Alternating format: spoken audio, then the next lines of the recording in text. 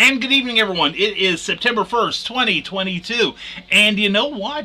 If you haven't gone to the comic shop yet and you want to know what's good out there and what else is going on, then you need to stick around for at least an hour, 90 minutes, however long it takes. And whether you're watching live or in the reruns, we welcome your comments below. So let's get this thing started. What do you say?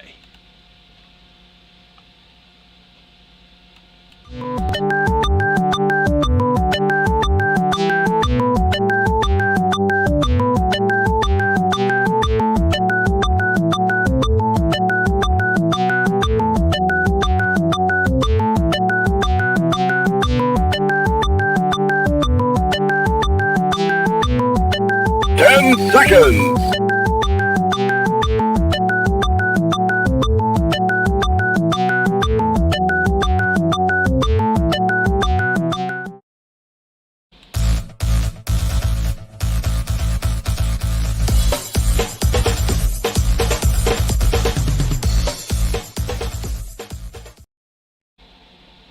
Now comes the part where we throw our heads back and laugh. Ready? Ready! How dare you!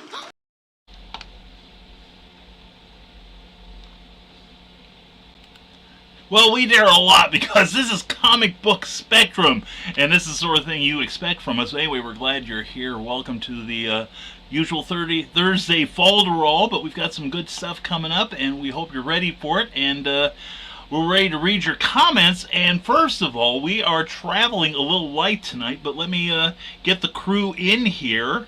And I want to welcome, of course, Clyde Hall and Eric S. Hawkins, the Pro Slayer himself. Let me get that so we can see all of Clyde. And good evening, guys. How you doing? Hi. Yeah, it's just like I'm in, like I've been redacted or something. But no, Jody McFee may show up. We're not sure. He's having some issues, and Brian, of course, we want to dedicate this episode to his father-in-law who passed away last night, or actually, yeah, is his wife Robin's. Yeah, so please keep Brian and Rodman and their family and friends in your positive thoughts and prayers tonight and tomorrow, please. All right.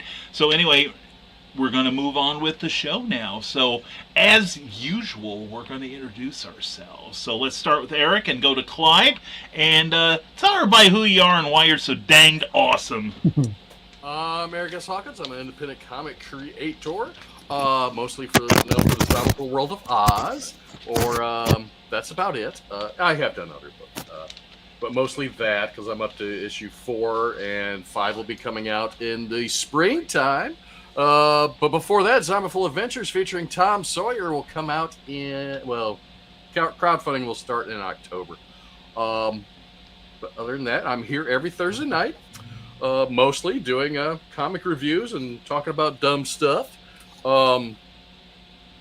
I wasn't going to be on this week because my son was coming down because we got the last child being married this weekend out of the 5. And Tyler just couldn't make it down from Michigan with a family because he caught a bladder infection. He's in quite a bit of pain.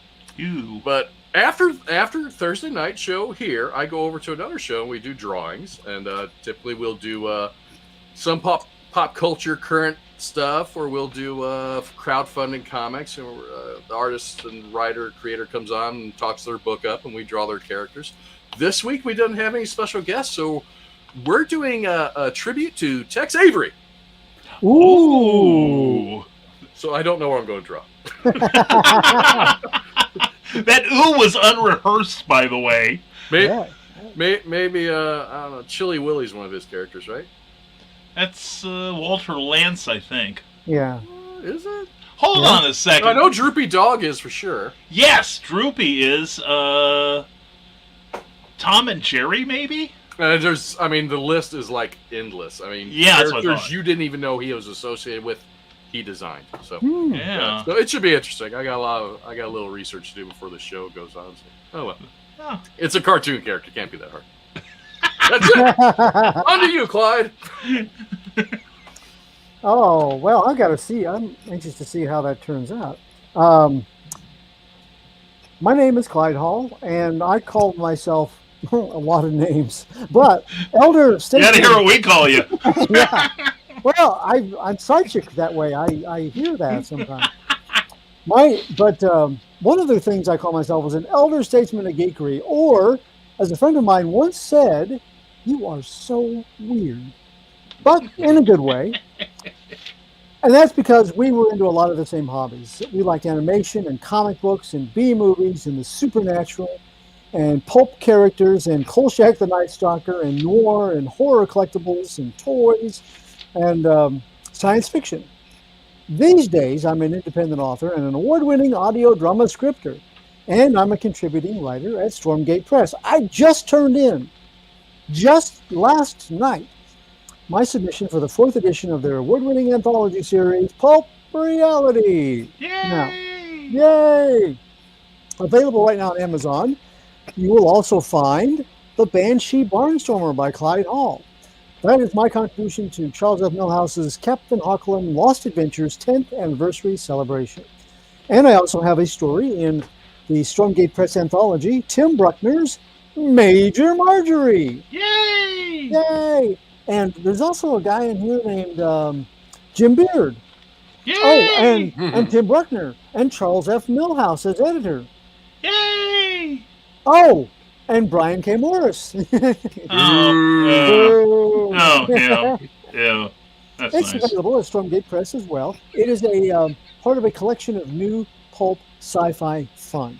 That and The Banshee Barnstormer are out and available through Amazon, but check out www.stormgatepress.com to see everything available in the new pulp fiction arena from Stormgate Press. My love of graphic novels and the comic medium is why I do online comic book reviews at places like doomrocket.com and comicsbookcase.com. But one of the highlights of my week every week is getting to review comics with my Rising Tide Network brothers in celebration of NCBD +1 right here, right now, at Comic Book Spectrum. Most excellent. Thank you very much. And I'm Brian K. Morris. Yay! Yeah, who? Anyway, independent publisher, freelance writer, award-winning writer. Now that I mention it, and freelance editor, and Facebook famous YouTuber and former mortician's assistant. And this is one of the highlights of my week too. But please check out risingtide.pub for all things me. And be sure to also, if you like any part of the show or plan to in the future, please give us a like if you would, thumbs up if you would, and if you have not already, please subscribe and tell your friends about it. Share this this amazing show, because it's going to be so dang much fun. And speaking of so dang much fun, you know what that means. The comments. And I'm sure they have comments. Yeah.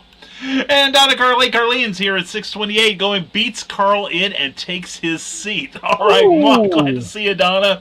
And hey, someone took my seat, Carl. I won't. I'm not telling you who. I've been sworn to secrecy. Fine, I'll just sit in the back and drink bourbon. Hi, folks. Clyde and Eric will be doing the show by themselves now. I'm driving to Danville. Anyway, it'll be a change from sitting in the front and drinking bourbon. Boy, after my own heart there. And I can still make her laugh after almost 35 years, or at least she can laugh at me. I know the feeling. And yes, sweetie, I laugh at you. I mean, you make me laugh every day. Good save there. And Clyde, testing, is this thing on? No. And everyone say hello. Right, sure. Yeah. Not hearing a thing. So, and don't make me come into that studio. Oh. Bring it. He's over there. Bring the bourbon. Yeah, that's right. Bring the bourbon. Yeah, good thinking. And stops down the hallway. Yeah, I didn't get my second cup of coffee today till 5:30 in the afternoon. So I'm late. I've had a very vigorous day of adulting. I'm on my second pot of I've had a challenging day. Not as challenging as probably most other people, but it's more than I can take. But anyway, and also, speaking of more than anyone could take, this Saturday is BurgCon at the, they've got a new name for it now. It was the I don't remember what Buffalo Center, whatever. Anyway, it's on. It's easy to find. Just do a search for the convention center down there, the business center, and we will be there along with many, many great guests like Amy Hale, Kathy Jackson. See, Rick Bradley may be there. Rick Bradley's got cooties, not the big one, not the one that I had 6 weeks ago, but he's just got ickies. But anyway, it's going to be a good time. There's going to be free comics, and also you can get more free comics if you bring a non-perishable food contribution. So, and there's also going to be cosplay. Hopefully, we will have the writing panel this year. That always is a popular one. And it's just going to be a real good time this weekend. And lots of great guests. Sean Delaney will be there, making his triumphant return. And it's just going to be a lot of fun. So please come to. And I'll look up the right name while while I'm off the air. And please come see us. It's in Harrisburg, Illinois, just off of Route 45, and just off the intersection of Route 13 and 45 in Illinois. It's and not hard to find. Yeah, if you get lost in Harrisburg, you deserve to. That sort of thing. You probably have trouble getting out of a phone booth. But bring your money, because it is one of the best regional shows to find affordable collectible toys, excellent Silver and Golden Age comics. The only Golden Age comics I got from there. Oh, really? Independent authors. Yeah, we will be carrying Indie this. comics? Yep. We will have this, and we will also have the Batman series, and also the oldies but goodies. But yeah, please come see us. It's going to be a good time. These came from there last year. Oh, The Colin Bunn signed book.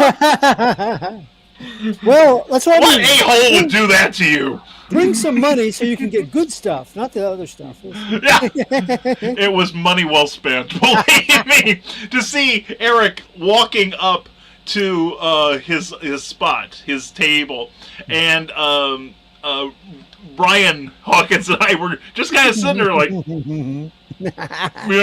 like that, and the look of absolute disgust on Eric's face was just so worth it. That they both actually, because it was an auction. Yes. Yeah. Nobody Benefiting else bid on charity. these things, right? We spent good American money on you, Mr. Hawkins. Shockingly, we don't know how that happened, but yeah, no one else bid, so. Get away from there. They won by default. They paid us to take them off the table. But anyway, but no, it was your reaction was priceless, Brian, or Eric rather. So anyway, we got people on here saying hello, Carl Laughs, and Cindy Cap. Everyone, I've got to say, Cindy, please leave a link to your brand new Kickstarter. She has got a game from a couple of her books. And it can be solo play, it can be two people, it can be different. It uses special chips that are provided in the thing, but please check that out. We want Cindy to make big money on this one, all right? So Cindy... So impressed was I with Animal Eye, which is a comic book Cindy did, but also it had like game elements in it. Yeah. That I backed it and got a copy coming my way, if it goes through, so that I can take it to my game night and let all of the other people see the wonder of Stellari gaming. So yes, we don't just promote it, we buy it too. So that's right. We help our own. But yeah, definitely check it out. And I'm also going to be reading Cindy's script for number 4 this week. So I'm looking forward to that. But anyway, please, Cindy, please put in a link to your wonderful Kickstarter, and everyone please go to that Kickstarter and pledge generously, because she's one of our own and she does a lot for the community, and it just looks like a great game anyway. I'm really impressed with it, and also she did a fantastic video for it, so check it out. All right, and everybody, and we've got the one, the only Lissy. Hi, everyone. Hi. Mwah. How you doing, sweetie? And, well, hello there, says Cindy Cap, although she wouldn't say it like that. And Traveling Light bites tongue and reminds herself this is not the green room. No, tomorrow night will be the green room at Uncle Carl's Secret Humor page.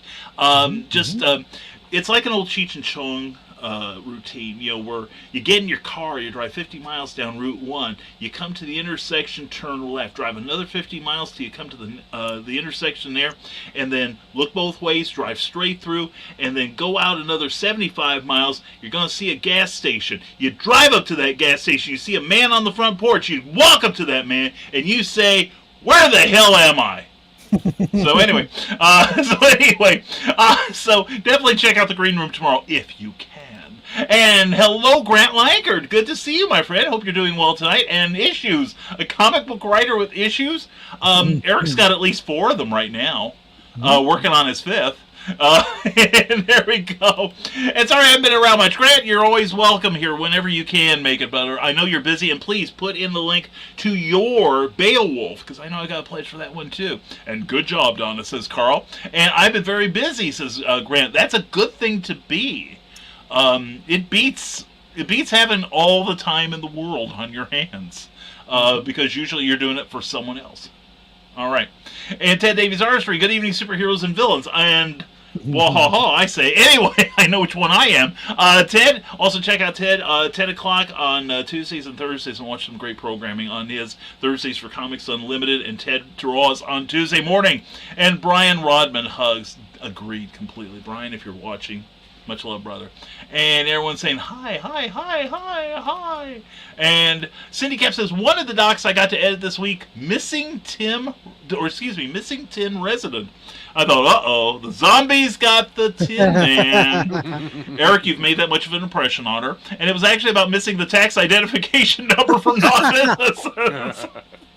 But mine is funnier. I'd agree. I would pay to read yours, but I'm not sure I could stay up long enough for the other one. And then you, Carl Witzman. Okay. And Brian Robin, we love you, brother. Hey there, my wonderful friends. You've already made me smile and laugh, so keep them coming. I'm hanging out as long as I can. Don't be hanging out, man, because the judge warned you about that. Yeah, okay, I know you're happy to see us, but anyway, we're glad you're here, Brian. Much all the love in the world to you, brother. We miss you. And Stellaria is at bit.ly/capital STLELLARI, Stellari. Ask for it by name. Yeah, definitely check that out. And please, let's see that thing go through the roof tonight. All right, let's. I would understand it if you abandon me with my review, to go check out Cindy's pledge drive. And missed you coming in, says Carl Witzman, for Lissy. And Clyde was backer number 1. Well done, Clyde. Well done. Excellent. Yeah. And hey, and Lissy says, I'm pretty sneaky like that, Carl. And, ha ha, says Carl. And still hanging out with my right hand in my pocket. Anyway, dear Lord, don't let me comment. Anyway, there goes the monetization. So anyway, it's okay. It's okay. We've got the mature. That's true. We've got the mature. Although mature is stretching it given this show, and I hear the stones whistling through my glass house when I say that. So anyway, we have comic book reviews. I am sure. Yeah. Yeah. Mm-hmm. So why don't we start? I'm dropping her link in there in the chat too. Oh, beautiful. Well, thank you. Thanks. Just took me a minute to find it. All right. Thanks, Eric. I appreciate it. No problem. Hey, if you don't see the link, go out to Kickstarter, sort by games, newest, boom, it's number 1. Oh, beautiful. Beautiful. Well, hopefully she can get like what is that favorites or whatever in Kickstarter. Mm-hmm. I'm not saying that to be mean, Eric. There he is. I don't care. There he is. I make more than most of the people that get loved by Kickstarter, so I don't care. That's true. See, vague booking here our conversation earlier, so please remember that, right? No, I know, yeah. Okay, all right, just making sure. When you start a story, you should already have the end, and I've had the end for a while. I just had to put some of it on paper. Yeah, no, I agree. Eric is plotting ahead, and I was telling Eric that my Volcana series, I actually had the title for the 3rd book and the plot before I started plotting number 2, because I always intended it to be a trilogy, and I thought, well, I better put something in between them, so it'll make sense when I do the 3rd one. And then while I was plotting the 2nd one for NaNoWriMo a couple years ago, I came up with the ending, the last page. And I've already cleared it with the real Kim Perry who is a character in the book, and she loves it. So all I have to do is just write the next, like 800 pages of the book. So anyway, yeah. So and Fabu says Cindy Kemp, just like you. You're Fabu, sweetie. And Brian Round and Eric's ending. It's all Toto's dream. Toto turns around in the shower, and there's Victoria Principal, which I'm already aboard on that one. I don't believe, because I did I? I don't think, did I have Toto talk in the last issue? I don't think so. So Toto can talk in Oz, because all animals that travel to Oz can talk. They only did it a couple times in the books, and I don't think I was going to do it, and I didn't. So I don't remember the last time Toto appeared, to be honest. He's in a panel in Kuklip's workshop, and he's taking a leak on the Captain Fighter's foot. Oh, that's right. Yeah. Well, I was going to look at this wonderful book here and maybe see if I could see it. Available from Stone Door Studios. Yeah, that's where Toto first appears back, is in that one. Okay, excellent. And you get to, oh my goodness, the foreword, if this doesn't sell this book, nothing will, is by Clyde Hall. Ah. Oh, holy cats. And, oh my God, the artwork and the stories, the lettering. And issue 2 has a very special story in here that you all need to read. So anyway, that's it from Stone Door Studios. Damn it! I told you guys, it's not going to be a good night for Brian. A subsidiary of Stonegate Press. That's right. There we go. It's all interconnected. They are the Illuminati. But anyway, plot twist: not Toto the dog, Toto the band. This all takes place in Africa. Yeah. Oh my God! Oz is in Africa. I can see it now. Brian, you're a genius. Well, according to Ancestry DNA test I did, I'm 1% Nigerian. So are you really? Yeah. Are you that prince that keeps sending me the email? Yeah. I keep sending me emails. No one's sending me the money though. I'm the lost Nigerian prince. There you go. He found himself in Illinois for some reason. And Cindy Kemp goes, Brian Rahman only while reigning in Africa. There we go. We got this now. Hey, interesting segue. Yeah. Toto and the band and all that. Uh-huh. If you've noticed, all my books, of course, each one has a title to the story. They're all after songs. Yeah. They're all song titles. Mm-hmm, that's right. I did notice that. I'm observant like that as an editor. Anyway, not in other ways, but anyway, Carl Westman says, in case you need more reading material, go to Kickstarter and look up the Mr. Grantastic Beowulf 1 through 4 adventure that spans centuries project from creator You've Back. Thank you, Carl Westman. I knew I was doing well to make you an admin around here, even if I didn't ask him. But anyway. Thank you guys for your comments. Keep them coming. And also, I forgot to mention at the top of the show, this show is brought to you by Rising Tide Publications and by Plasma Fire Graphics, when the look of your book matters to you, because it definitely matters to your readers. And, for instance, my award-winning book is by Jeffrey Hayes. Major Marjorie cover is by Jeffrey Hayes. So go to plasmafiregraphics.com and see what he can do for you. He's had a whole bunch of cover reveals this week. Yeah, for Flinch Press and all, and he did the cover art for the Banshee Barnstormer, the Captain Hawkins novella that I wrote, and I tell you what, I was gobsmacked. It was beautiful. Everything. I was like, this is what I had in my mind, and he just put it straight into this work of art that I mean, it's the kind of cover that if I was passing it by, if it was a comic book or on a bookshelf, I would have to pick it up. Yeah, he does a fantastic. He also did my Captain Hawkins short story, The Skyhook Remnant. Both of ours are available on Amazon right now. Still think it should be called Captain Hawkins, but that's just me. That's what he does on weekends, Eric, and I will be writing that novel one day, I promise you. Of course, I've broken promises before. But anyway, as soon as Eric takes care of his I'm itch, good, let's go. All right, giving you the screen, brother. Make us happy. So, since I figured my son was coming in town tonight with his kids and wife, and I wouldn't have time to do the show tonight, I did go to the comic shop this week. But I do still have comics from the past few weeks I haven't read yet. You so, too. I went and grabbed 7 Sons out of the stack I have here. issue 3, and well, so Seven Sons is by Image, and I'm probably gonna put on my glasses here to read this. It just feels a little light.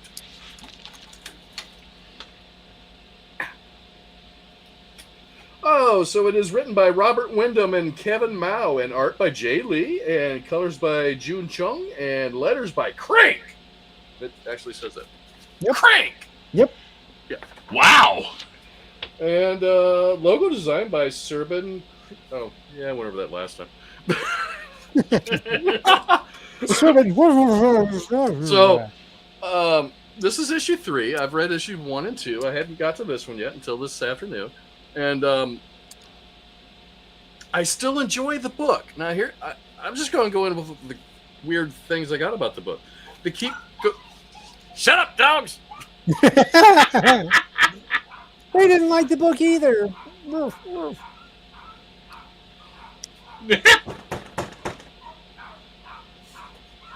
Somebody's at the door. So anyway, I really enjoyed the first issue. I thought, Well, they didn't.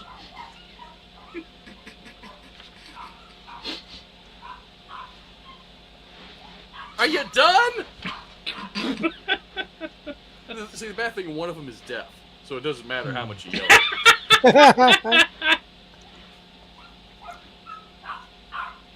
That's both of them. So, anyway, I really liked the first issue. The way the story was laid out, going back and forth, telling what happened here, then going back to the present, going back to the past, going back. It's getting old. That part is getting very old, and I can't remember what's going on. I had to go back to issue 2, figure out what I was reading. And I still enjoy it, but I think it would have been better laid out as a graphic novel. Or I'm afraid maybe the editor changed stuff, and that's why they're going back and forth. Maybe it wasn't written that way, it was done that way through editing. But, oh, good grief, dogs. Carl Whitson says we can barely hear the dogs. Go for it. Are you serious? Yeah. And Wow. Lizzie I says can hear them through this. I can hear nothing. Lizzie says tell your granddaughter to entertain the dogs. She's there for a reason. Well, they probably just got home. That's why the dogs are barking. Yeah. And Brian Rodman says, Eric, your dogs are cracking me up. Well, if you guys can barely hear, I'm not going to worry about it. So this one starts out, oh, look, we would jump back to 1988 in the Summer Olympics, and the Jedi are competing in the Olympics because America must win all the games. And they do. They do because you got 7 Jesuses, competing. And, a savior can't lose. So that's what happens. They were kid Jesuses then, or Jedi. Oh yeah, Jesse. Yeah. So they have grown up, and you go back and forth with one getting killed here, one getting killed there. This one goes back to 1998, right after that, and they're talking about the ones that died who had snuck off. He wears a wig to go to bars and stuff, which was in the last issue. But one of the brothers that's left finds that the brother that just got killed had all these passports and secret boarding passes that he wanted to go to. How many cities do you think? 7. But he doesn't let the Bill Murray character know about it. He found these things in a bottle that wasn't a real bottle. He's wanting to get a drink. This is probably going to hurt Carl. You get a bottle of whiskey, open it up, and the top pops off, and there's a letter in it instead of the whiskey. Well, Oh God, I take it back. So he finds out that his brother, who was killed, the most recent one, would sneak off, and what he'd do is go in the basement, sneak out. He had his bag of clothes and money and stuff. He'd put on disguise and go into town. So he does the same thing. Well, the I don't know what I should call these. The Jedi guard that protects the Jedi followed him, and they find him, and that's when Allah's watchmen find them too. And there's a big shootout at the train station and stuff. But this particular Jedi, I can't remember his name. There's so many of them. This one might be Delphi. Delphi escapes in the mayhem, and he falls asleep on a hobo train. So we're back to the hobos and bums. And he wakes up and he's halfway to San Francisco on a train with all these different people of different religions who can no longer practice their religions because of the seven Jesuses. All their temples and places of worship and stuff had been converted to Jesite temples and places of worship. But he even says, but non-seven beliefs remain legal. They go, it doesn't really matter. So, and which I found this interesting. I was like, oh, it's interesting, but you keep going back and forth and stuff. I got to keep going back to the previous issue. I don't want to do that. I want to remember what I was reading. So in the bottle was also a letter that had a name on it, and he's gone to try to find what that means. And what it was a press house that published a book. It was the Seven Sons Theory by Nicholas Basilik and Richard Antipas. So he is looking for this Richard Antipas, and nobody knows where Richard Antipas is anymore. When he gets out to the publishing place that used to publish this book, they said, "Well, we don't have that older records anymore. It'd be in the basement, and you probably can't get out there." Well, he gets in there and he finds out where this guy lived. So he goes out and he asks about this guy. He goes, "Are you with the government?" He goes, "No." He pulls a gun on him. "You better get out of here." So that's where it ends. I still don't know what's going on with the mysterious Jessi that showed up in the first issue. That bugs me. But I'm still going to get the book because I want to see what happens. I just wish it was better constructed. More coherent. Yes. Because it is. It's really mixed up. Going back in time. Just pick one and go with it. But it just goes back and forth too much in every issue. So I got to give it I'm going to go with a 6. I can't go higher than 6. I really liked the first issue. Second issue, I was like, okay. Third issue, gotta pick it up. Because at this rate, they're going to have flashbacks for all 6 of them that are dead. Then the mysterious one, he's going to have a flashback too eventually. So there's just too many Jessis, Jesuses, and things going on. So yeah, I got to go with a 6. I mean, overall, I still like the series, but some things are going to have to change in it for me to keep getting it. I mean, if 4 doesn't really grab me, I'm probably going to drop off at 4. I hate to say it. Okay, yeah. It might read better as a trade paperback. I mean, a graphic novel, it definitely would have read better that way. Because you're fresh with what's going on. You don't have to wait 30, 45 days and go, what happened last time? I think I've said it before on this show, that was my problem, believe it or not, with Neil Gaiman's Sandman. When I read the original series, when I was doing the floppies, and especially since some of the stories were like one-shot stories. Mm-hmm. And it's like, one issue I'm reading about like the fairy planes or whatever, then the next issue it's Element Girl from the 60s. And I'm like, what the hell is going on?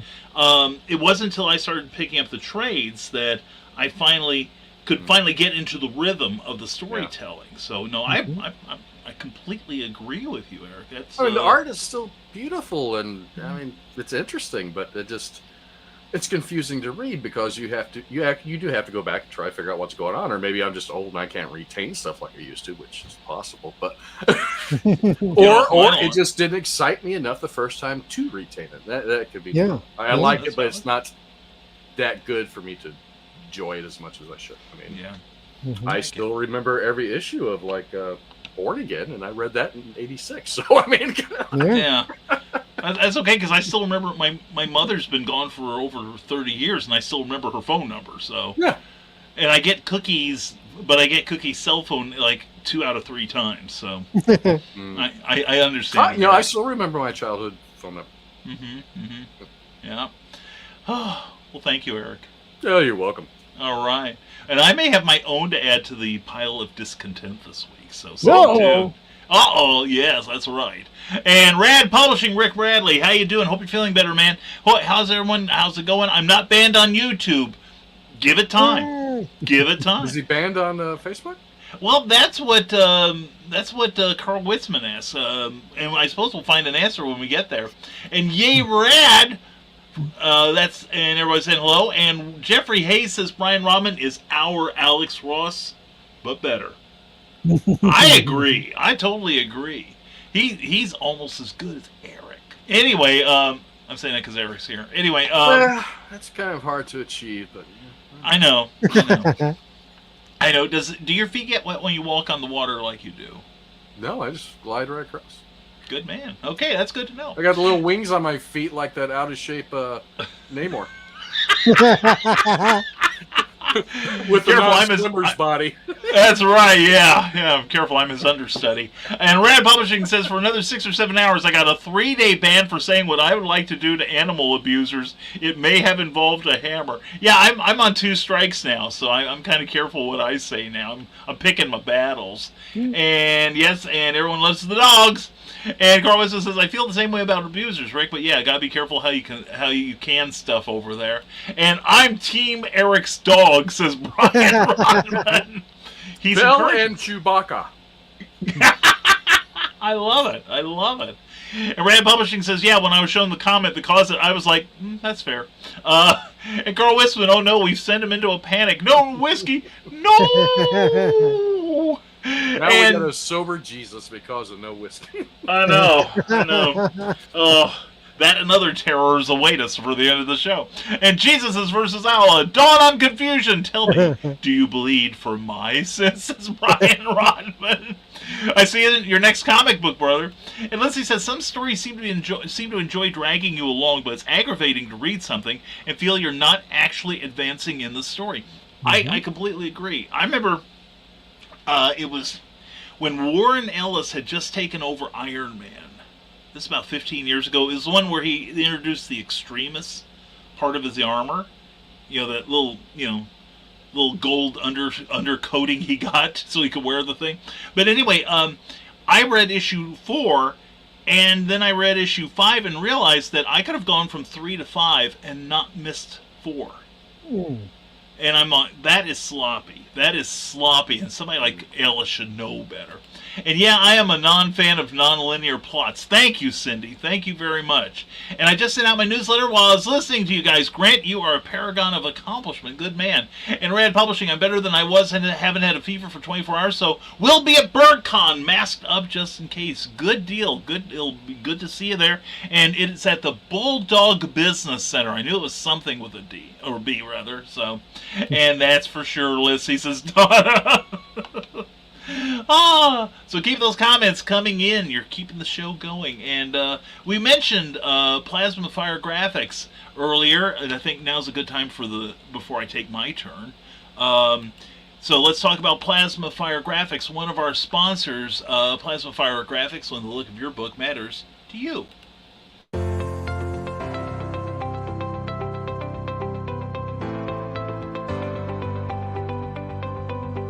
You've worked hard and written a great book. Now, it's time to give it a great cover. If you're an indie author or small press publisher, Plasma Fire Graphics is your source for affordable cover illustration and graphic design.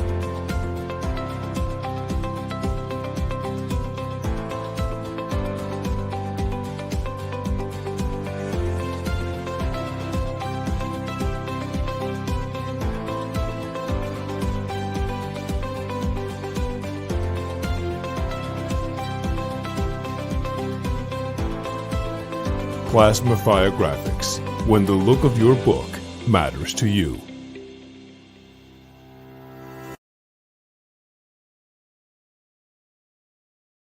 You've worked hard on that book, or comic book even, and you deserve a great cover. Check out Jeffrey Hayes' work at plasmafiregraphics.com. Also, please look at his Facebook page. It's awesome. And then inquire of Jeffrey Hayes, his independent, creator-friendly pricing. You will be astonished. He not only does book covers, wraparound book covers to boot, but he also does all the graphics you're going to need to sell it on social media, as well as book trailers, and all at very reasonable prices. So check it out. Plasma Fire Graphics, when the look of your book matters to you, because it definitely matters to your readers. And we've got one more comment here before I launch into the thing. Lissy says, I quit reading a webcomic over that. It had an interesting premise, but it just didn't give hints or anything. Could skip half a season and not actually miss anything. That is... What a waste of your time. That's unconscionable. I'm sorry to hear that, Lissy. And Jennifer Hawkins, mwah, hello all. Sorry the dogs were crazy. That's okay, Jennifer. We're glad you're here. And hopefully managing the dogs. Must be, because we don't hear them anymore. So anyway, and Carl Witzman says, hi, Jennifer. Don't worry. We are all animal lovers. There we go. Yes. We like them a lot. Anyway. Some shows like them more than others. It depends on what county in Illinois you live in. But did I say that out loud? Hey, Illinois, I'd apologize, but I lived there for 32 years. Give me a break. Anyway, so now it's my turn. And as usual, I'm going to gang review. Oh, boy. Now, I did say earlier that I had one book that was a little disappointing. And unfortunately, it's one I've been enjoying. It's the third issue of Red Man. Now, for those of you who don't know, Red Man was created by the same studio that created Ultraman. And you know I'm a huge fan of Ultraman. This is kind of like a semi-spin-off, like Mirror Man, and a whole bunch of other shows. And basically, it's very unique in that it's about an alien who comes to Earth with superpowers and tries to help humanity. But anyway, yeah, this thing lasted a couple of years on Japanese television, and now... let's get the right name. Matt Frank has written and drawn actually several graphic novels based on the Red Man property. Now, the one thing, I love the art. I think the art's gorgeous. And what it's been so far has been a number of kaiju wandering around. And they're identified, so you can keep track of them and you can mark them off your bingo cards. With minimal color and usually for great effect. Because you can see how those sound effects, Eric, just pop. And it's nice. We got critters. We got all kinds of monsters, and we've got lots of thwomp. We've got more thwomp than a lot of books do. And you notice we're going through a whole lot of the book, and we don't see the titular hero until like about here, about 2/3 of the way through the book. And like last issue, Red Man confronts the kaiju, destroys it, and there's somebody watching from a distant TV set, and we're wondering who it is, although this issue in the last panel kind of might give a clue as to who they are. And the thing is, this is put out by Happy Tank, and you know what I kept saying about like Checkmate and those 2-page spreads that didn't need to be?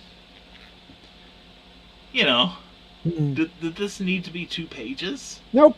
No, thank you, Clyde. We could have gotten another page of something. You know, even a house ad for Batman. Joe likes those. Anyway, and then more Happy Tank, and then this design. And this book I love the art. The art is gorgeous. But it's kind of getting repetitive. And so for that, I'm giving this an 8 out of 10.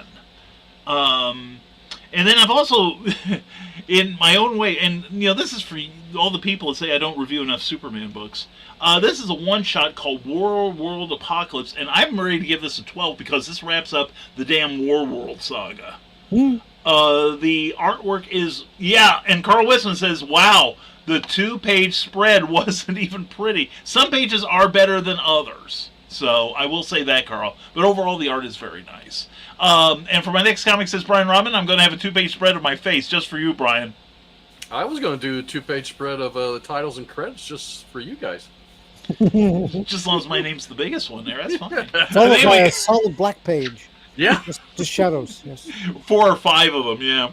But no, this is pretty nice. The artwork by a number of people: Brandon Peterson, Will Conrad, Max Gaynor, and Miguel Mendoza. It's really nice. Superman finally gets his powers back after almost a year. He's actually flying again and doing super stuff, which is why we buy the book. All right, and it's a gorgeous cover here by Steve Beach. Very nice painted cover there. Steve what? Beach. Don't read more into that than there is. But anyway, everybody gets saved. Somebody big dies. Not who you think. A couple people live, even though they probably shouldn't. The United Planets is in peril. And there's a reunion at the end that is kind of sweet to see. I'm going to give this a 9.0. The overall story, though, I've got to give like a 7.5. It drags after a certain point, and you see a whole lot of people running around not doing anything. This book by itself, I would give a 9.5 because Superman's doing super stuff. Superman is taking the lead again. Superman is doing things superly. And anyway, I'll be glad when he's back on Earth. Seriously. Another book that, now we get to better books. And I will say the Red Man was on the verge of flying across the room. Let's put it that way. The final issue of the first arc of the Joneses from AWA Upshot. Basically, this is what if the X-Men were suburban families? And it's got a little bit of politics, but it's got some very human emotions in here. It's really good. The art is tight, and it comes to a satisfying ending, but it leaves room for another story arc, which I would welcome. Michael Morisi did a great job writing this, and so I'm giving this a 10. And I'm giving the overall series a 10. This was really good stuff. Has a real clever defeat of the villain, and it's just really, really fun. Now, here we go. DC. How many of you loved Saved by the Bell? Why did I raise my hand? I hated that show. It was stupid. Anyway, but it did give us the lady who gave us Showgirls. So, anyway, this is DC's... Speaking of stupid, I went to the theater to see that. Who you calling stupid then? That's okay. I saw it on cable for free, and I still felt I squandered my time and my intelligence doing it. That's a movie that's better watched with the sound off. But anyway, DC has another 80-page giant available for $9.99 at your local comic monger, and it's called DC Saved by the Belle Reve. All you Suicide Squad fans out there, and it's got a number of really good people, a lot of really cool stories. It's an anthology. Gotham Academy with Becky Cloonan and Brendan Fletcher. Writers, Carl Kerschel is the artist. Suicide Squad by Tim Seeley and Scott Collins. I like their work. The Super Sons are in here, and you know I love the Super Sons, written by Peter Tomasi with Max Rayner on the art. Green Arrow and Speedy, that I did get time to read that story. Dave Wielgoss and Mike Norton did that one, really nicely done. And then I'm going to skip the one I bought the book for. Black Lightning by Brandon Thomas, Craig Chermak, very good. Ezreal by Dan Waters and Juan Ferreira. And Nightwing and Batgirl by Andrew Aiden and Nelson Daniel, A Night Off. It's another story about Dick and Batgirl. You know, how many of the, that's nice that they, about how their love developed. That's nice. We haven't read that before. But anyway, the Tiny Titans are in here. Oh, I like the Tiny Titans. Yeah. Mm-hmm. And they go invading Belle Reve. Yeah. And it's Franco and Art Balthazar bringing the funny as usual. It is, it's like, 2, 4, 6, 8, 10 pages, $10. It's worth it just for that one story. It really is. It's charming. If you've not read the Tiny Titans, friends, please read them. There's, like I said, I skimmed one story in here, and it wasn't really grabbing me. All the other stories are pretty good. The Super Sons, Peter Tomasi is a fantastic writer. It certainly made this book worth picking up, and Tiny Titans sealed the deal. This is I'm going to have to, because of the one story that drags, I'm going to give this a 9.75 if I can fudge that. Well, I can do it anyway. But anyway, but it is pretty good. It is definitely worth picking up. Very enjoyable just for the Tiny Titans. And we need more stuff like Tiny Titans. Stuff that's good. At one point, DC was putting out some good stuff. Like, there was a Young Reader Supergirl book. There was also a... oh, God, it just escaped me. Along with Tiny Titans and Superman Family Adventures. Billy Batson and the Power of Shazam. Mm-hmm. That was a really good book. And Art Balthazar was writing that, I think, with Franco for like the last half dozen issues. And it was really, really good. And, as an adult, you could appreciate it. But as, you can see, okay, I want my kid to read this to get into superheroes. So it worked. It worked for me. So, let's see, and we've got some comments. Here we go. Cindy Cap says, "Oh, so a giant panel that doesn't have much of a story or art. What a great idea."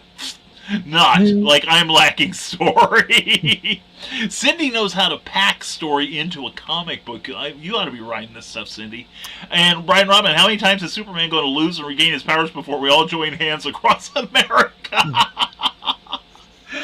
Oh, probably not enough. It's kind of like that one season of Super Friends. It's like, why does everything, it's like everything has kryptonite. Superman doesn't have his powers again. What's he doing there? Carl Whitson says, I thought you were going to say that someone made a Saved by the Bell comic. Where's Rick's hammer?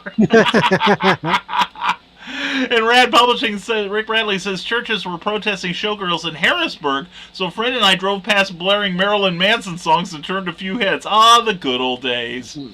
Way to engage them. Way to engage them. And not for BKM, for whoever would make that comic. Thank you. Thank you. And Dick and Batgirl, I just about had an asthma attack laughing. Well, I would pay for a comic book that had Dick. Never mind. Enough of that. Submit your story idea to DC's Black Label. I'm sure they'll accommodate you. That's true. That's true. Well, they have shown Batwang in there, so there you go. There we go. Then this time we'll get to see Dick. I will say some of the cutest stories I saw, going back to the mini Titans or whatever. Yeah. The little mini X-Men. I always loved those. Yeah. And the Batman Superman title early on, well, I think it was in the first 12 issues or so. They had the mini Justice League. Yes. Little baby Justice Leagues. I just find them cute. I don't know why. When we used to do the online superhero role playing, we ended up with an annual event where all of the heroes and villains became children, based on the what was it, the Justice League Unlimited cartoon that was, I think, based on a comic book where they all became children, and the younger heroes became adults.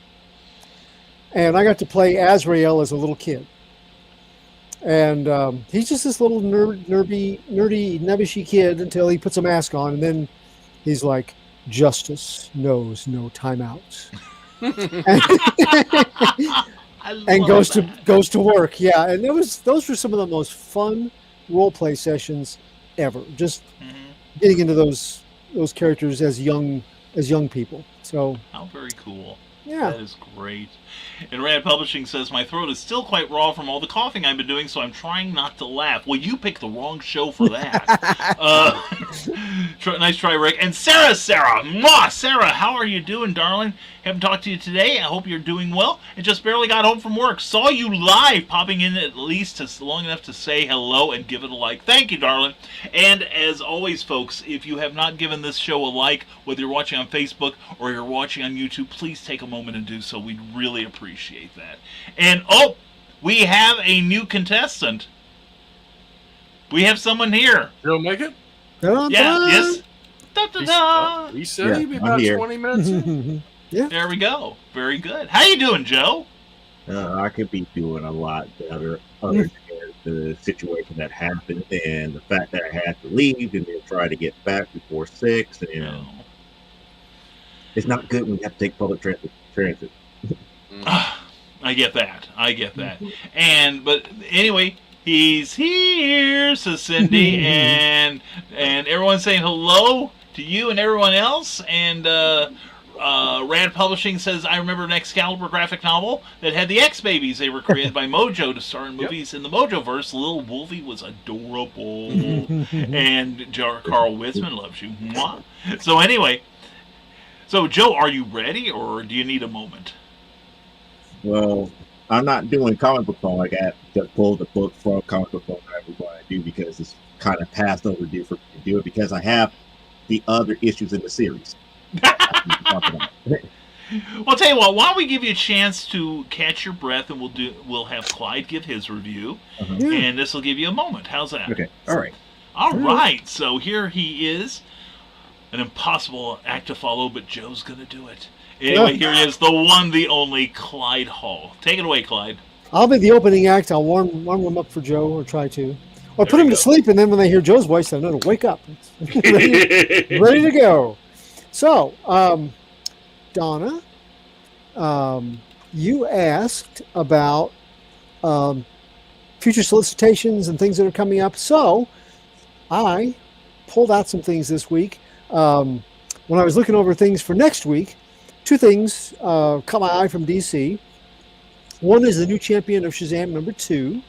I really like the first issue, so I've got it on my pull list, along with Sword of Azrael #2. Both pretty good reads from DC. The new champion of Shazam, very good. I'm anxious to see where it goes and how they progress with it. Something else, and I've got these issues, so I won't be getting this trade paperback, but I would recommend it for anybody that if you didn't think that the new 52 at DC had a lot to offer, they're getting ready to put out the trade paperback collecting the 12 issues of the Blue Beetle series. This trade paperback is called Blue Beetle, Jaime Reyes, and this is a one of the few titles during the new 52 that I really liked. It is the Jaime Reyes Blue Beetle. It takes a whole different approach to the armor and everything that he wears. It makes him an alien kind of character, but it's very well written. It's a good title for younger readers, teen and tween readers, I think. But very good stuff. Marvel. This caught my eye. I don't think I'm going to buy it, but I have mixed feelings about it. I'll see what everybody else thinks. But they're putting out a book next week. I think it's a $13.99 book called How to Read Comics the Marvel Way. Oh boy. It's a collection of other stuff. And they talk almost like it's a translation for how to read comics, as if they're a foreign language, or how to read them correctly. Or I don't know. I'm not sure. I have How to Draw Comics the Marvel Way. I've enjoyed that for many years, reading over it and trying to emulate some of the drawings. But How to Read Comics the Marvel Way just strikes me as strange. So I don't know if you guys have heard anything about it, but it did. Okay, well, it caught my attention. We'll see. I'll read some reviews of it this week or next week after it comes out to see what everybody else thought before I won't write it off. I might get it like through the library system at some point, but How to read, right? I'm sorry. It was how to read. How to read, comics the Marvel Way, and they say when you're a newbie getting into the comics world, you just really don't know how to read comics. We're going to teach you the Marvel way. And again, just read Marvel comics. No, I think I get what they're getting at, especially with this modern age. Okay. Because remember that back in the day, there was a set formula about how panels and stuff are normally laid out. Now it's so free form. Well, true. That the newest person that have no clue what's going on as far as layout is concerned, may not understand what they're seeing on a page.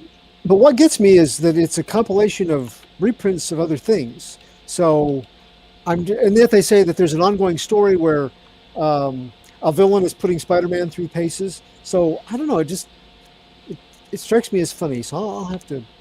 Yeah, it looks like they're going to have at least 4 issues of it. Huh? Looks like they're going to have at least 4 issues of it. Wow. Okay.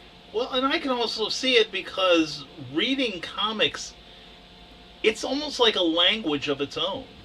It can be. You know, the ability to, as the consumer, you have to develop the ability to take in the art then read the words and then marry the two up for maximum effect. So I could see And that. I'll admit I'm curious because in the drawing comics the Marvel way, they went a great degree to show how a panel might look in another company Right. and how the same panel would look drawn the Marvel way. And I really appreciated their stylistic choices and the distinctions they made. So if they do this well, it could be the same thing for narratives and how the story unfolds and everything that's not in the gutters of the book. So I'm not writing it off. It just strikes me as odd, and I keep going back and forth about really, well, maybe, well, really, but that kind of a price tag though, I will probably check it out, see what other people say, and maybe go through the library, and if it's good enough, then I'll buy a copy too. But that's That's the trade paperback of it, because it originally came out in November last year. I bet it is. okay. Oh, that makes Okay. sense. Yeah, then you might see it on Hoopla. Yeah, maybe available now. So, but that it makes me think. It makes me think: is it going to be a true marriage in between, like How to Draw Comics the Marvel Way? If you can remember the old Marvel Tryouts book. Right, The Marvel Tryouts book actually took you from beginning to end of creating a Marvel comic and understanding that method and how everything's laid out and put together. Well, and I will give it to them that I haven't seen anything like that from other companies, so at least it's something different. And if it helps people that are new to comics read them better and enjoy them more power to them. We'd be all in favor of that. It can't be worse than the Stan ebooks that came out similar to that. Right. And then they had the November solicitations on podcasts I listened to. So here are some notable solicits that I picked up on. Image Comics, in November, they will have the premiere of something called Two Graves #1. Sounds like almost like a Lost sort of story, very mysterious. How there's a saying about two graves are better than one's in some instances, and so but the solicit is very, very. It asks a lot more questions than it answers, but it's compelling and it's interesting. So, Carmilla, the first vampire trade paperback, is going to be coming out from Image, and this is a modernization of Carmilla, which was one of the early vampire stories. So it sounds like the art is beautiful on this, and it sounds like a clever adaptation and modernization. So I may pick that one up just to see what it's like. DC has. I know you've all been waiting for this, Joe. Listen up. This is yours. Batman and the Joker #1. Woo-hoo. Okay, maybe not. Actually, I am happy If about not it. Thomas Wayne, I'm not interested. They also have, though, the Return to the Justice Society of America launch. This is a big project. I did not realize this. It is overseen and written by Jeff Johns, and it has many parts. So this beginning is a one-shot, Justice Society of America #1, and at the same time they're going to launch a miniseries, or very close to the same time, called Stargirl: The Lost Children #1. And one of the things that gets me, though, I enjoyed Jeff Johns' run to a degree, but by the end of the last Justice Society series, they were just trying to turn it into, let's make Kingdom Come real, in actual continuity. And I don't ever like the shoehorning like that. It's sort of like Doomsday Clock. Let's take all the stuff from Watchmen and insert it into the main DC stuff.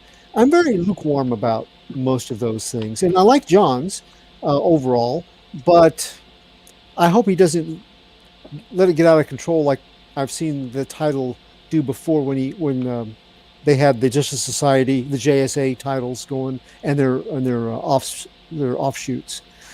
So I'm cautiously optimistic. For one thing, though, he's already got Doomsday Clock villains from the Watchmen universe scheduled to be part of the Justice Society of America. So that's why I'm cautiously optimistic. these are characters I liked. I didn't like a whole lot of the Doomsday Clock stuff, but I did like these characters, so it might work out okay. We'll see.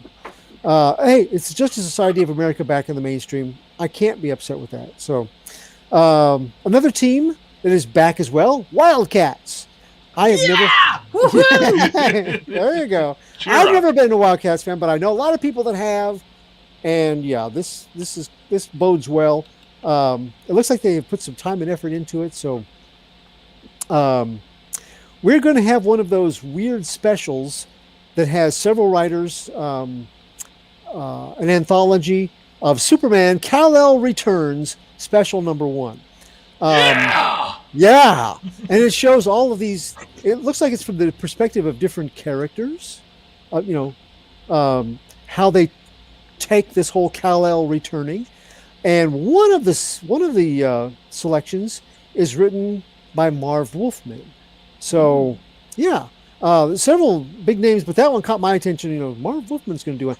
And one of the characters' perspectives is Luthor. So I kind of wondered if that's his, but I don't know that. I'm speculating. But over for Lex, that can't be good. Can't be good for Lex. Probably not. Over at Marvel, we got Gold Goblin number 1 of 5. Mm-hmm. This is where they're making the Green Goblin into somebody who has been. I don't know. I really like a story where a villain can become a hero, if it makes sense. I don't know that this one qualifies, but he's apparently trying to be. Well, they did the solicits on this, but they haven't actually published the issues where he has a change of character, and it's not something that comes naturally. It's kind of forced upon him, and he tries making the Goblin a hero, and the media begins calling him the Gold Goblin. I don't know. We'll see. My sentiments about that is like, how soon did we forget about Iron Patriot? Yeah. Because again, that's Green Goblin being the hero, technically. Yeah. Now we do have a Fantastic Four number 1 premiering in Marvel again. This one is by a writer and artist team that normally do really weird or funny books. And it sounds like a Fantastic Four trapped in a time loop. It actually sounds fairly creative. I don't know if the current ongoing Fantastic Four series is not your cuppa. This might be. It sounded interesting. I may pick it up just to see where they go with it. There's also a limited series called Doctor Strange Fall Sunrise number 1. Extreme X-Men number 1 is supposed to be a nostalgia series, one with a nostalgic hook, and it's the return of Chris Claremont. Oh, yeah. Oh, that might be interesting. Considering the first Extreme X-Men wasn't all that great. Well, that's another thing that was brought up in this podcast is, why they would go there, except for Claremont, unknown. Claremont at did you guys see his little clips from San Diego Comics Con? yeah, Eric did. Apparently, he kind of inferred that this was the only thing that Marvel would let him touch. He gets paid not to work. Yeah, and literally he does. Yeah. So where do I get that deal? The speculation of the podcast was that Extreme X-Men number 1, or Extreme X-Men, the original thing, not being much, Marvel was sort of like, what could he do to make it less? Go ahead. Yeah, take a shot. So, but Chris Claremont, I mean, Clyde, I was going to say, as soon as you said X-Men, I was like, I'm going to say I was done with the X-Men. Then you brought up the C word and pulled me right back in. Mm-hmm. I mean, I thought I was out, and he pulled me back in. The only thing that's missing right now is the JB word to come with him. Because again, he's been doing pencils and a little bit of inking of just side stories that he had in mind. And if he works with Claremont again, that is going to be something special. Boom Studios has got Behold Behemoth number 1 and Once Upon a Time at the End of the World number 1. The latter is a post-apocalyptic tale. It didn't really strike me as anything too new, but I like Boom's work most of the time, so I may pick those up to see how they bode. Ahoy Comics, Billionaire Island, the second volume, is going to have a #1 issue. Now that is Mark Russell's sardonic and satirical return to this 15 minutes in the future Billionaire Island, kind of a his very funny, but also very pointed lampooning of modern problems with society and problems with the rich getting richer and the poor getting poorer, that sort of thing. But Russell, I really like the first series of this. He did a very good job. Then he tried to do some things that were kind of, seemed like after this, everything else was, he was trying to get back to it, to do the same sort of story, all over different series, one-shots here and there for different things, and they weren't as good. So I kind of want to see how he does. It's almost like he wanted to keep doing this, and he had to channel it into other stories. So I want to see how he does actually going back to Billionaire Island. You had me at Mark Russell. I know. He's got a good following, and he's done some of my favorite stories at times. Frank Miller Press, FMP, is putting out 2 books in November. Ronin, Book 2, #1 of 6, written by Frank Miller, who also does some of the breakdowns, and there's finishing art, I think, by another artist. And Ancient Enemies, #1 of 6, written by Dan Didio. FMP is apparently Frank Miller and Dan getting together and doing their stuff.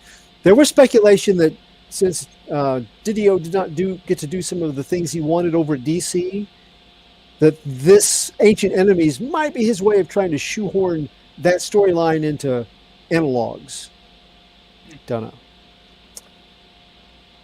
The crickets are killing me on FMP. I figured everybody would go, oh, Frank Miller. Or, oh, Frank Miller. But I'm interested to see what he does, but I have to say that recent works of his have tempered my enthusiasm. Let's put it that way.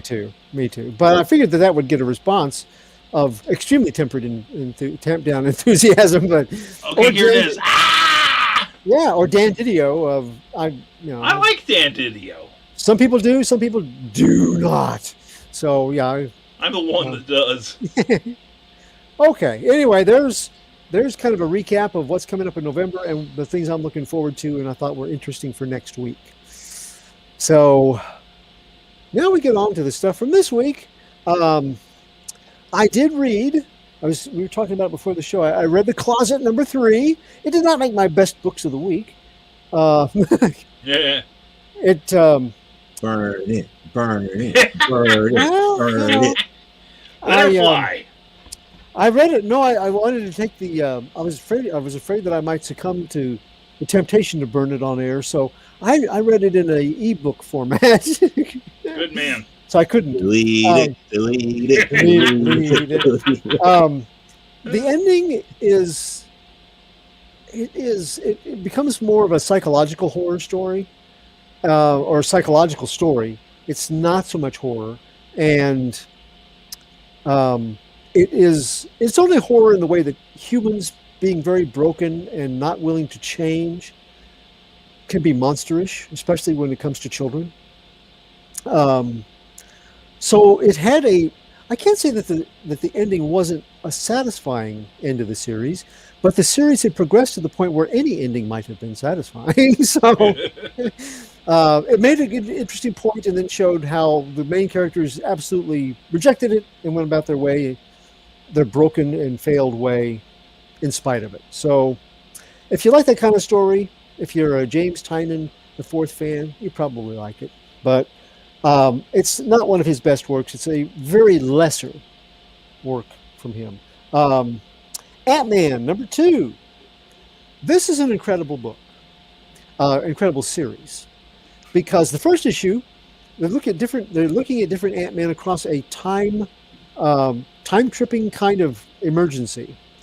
The first issue was Hank Pym, Silver Age.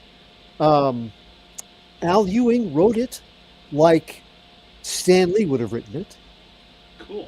And did a very, very good job of mimicking his voice in the narrative. The artwork was spot on. Same artist has now taken in this one an Ant-Man I have never heard of, called John Eric O'Grady, when he was a S.H.I.E.L.D. agent that stole the suit, was going to try to make money off of it. So it's him as the Ant-Man, and the artist has replicated. He's gone from the Silver Age classic Marvel style to replicate. This was in the Aughties or the Naughties, according to the timeline, which was about 6 years ago, not in real time, but in Marvel time. And they have replicated, the same artist has replicated that drawing style, which is completely different than the Silver Age Marvel style.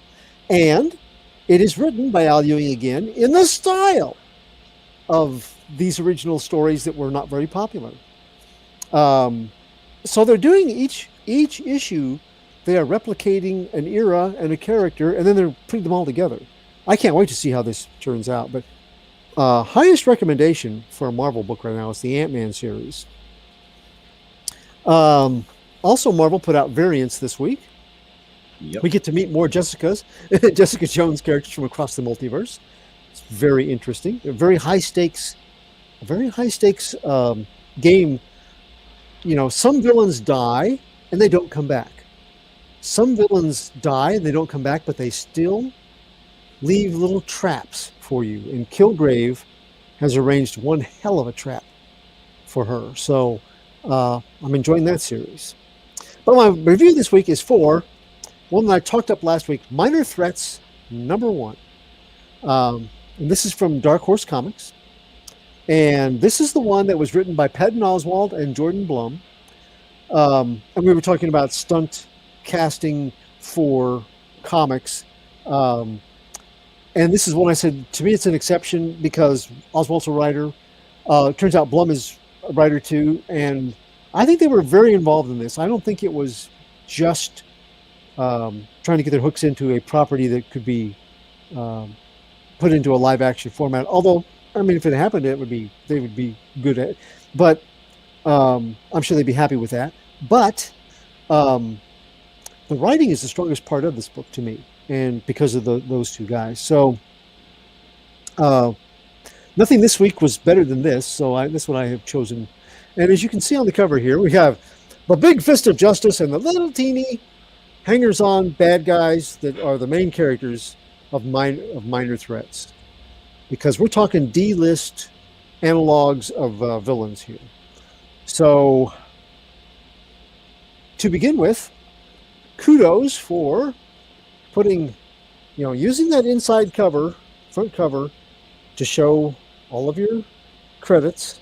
Nice. And freeing up the rest of the book for telling the story. It tells a lot of story. It uses its space wisely. And at the end, there is a preview to another book. But you know what?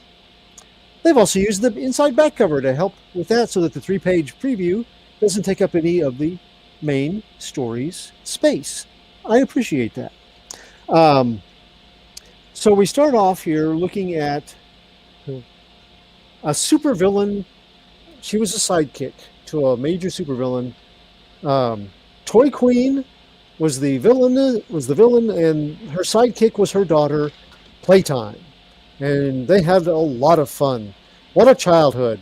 Knocking over banks and getting to do all kinds of making memories with your mom.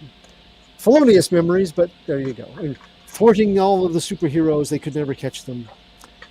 But then we're in the modern day. And in the modern day, we're tending bar. Because things didn't work out so well. And later on, we get to see just exactly how things did not turn, how not well things turned out. Here you've got a villain that they brought in because the superheroes have just beat him almost to death.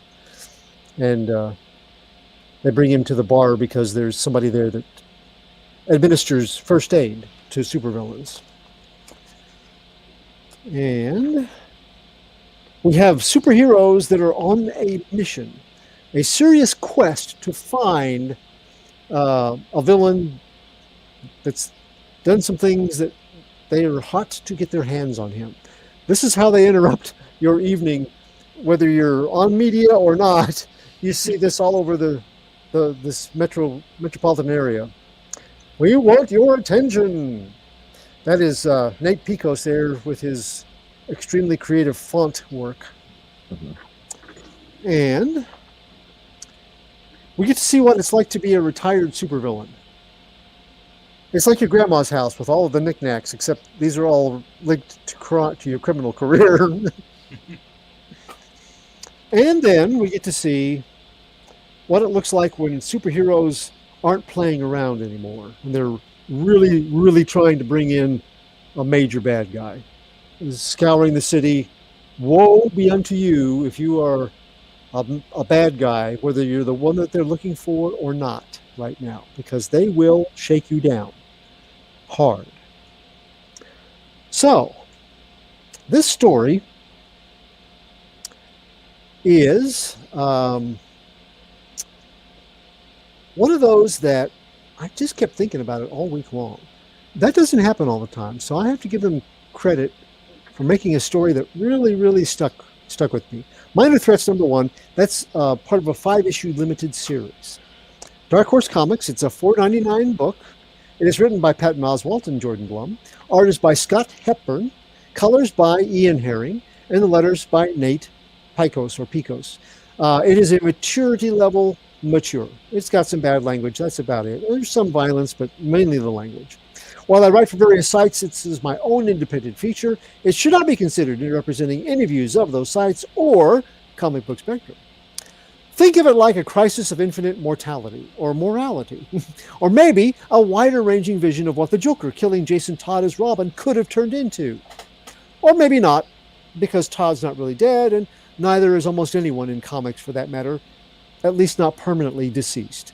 Instead, this is like a broader Joker kills Robin story in a world more like ours.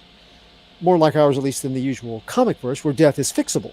A world where costumed heroes and villains conduct ongoing and long-term battles, but with both sides abiding by codes and rules, because things can turn lethal if you're not careful. By abiding by their own strictures, their game can continue with a balanced status quo.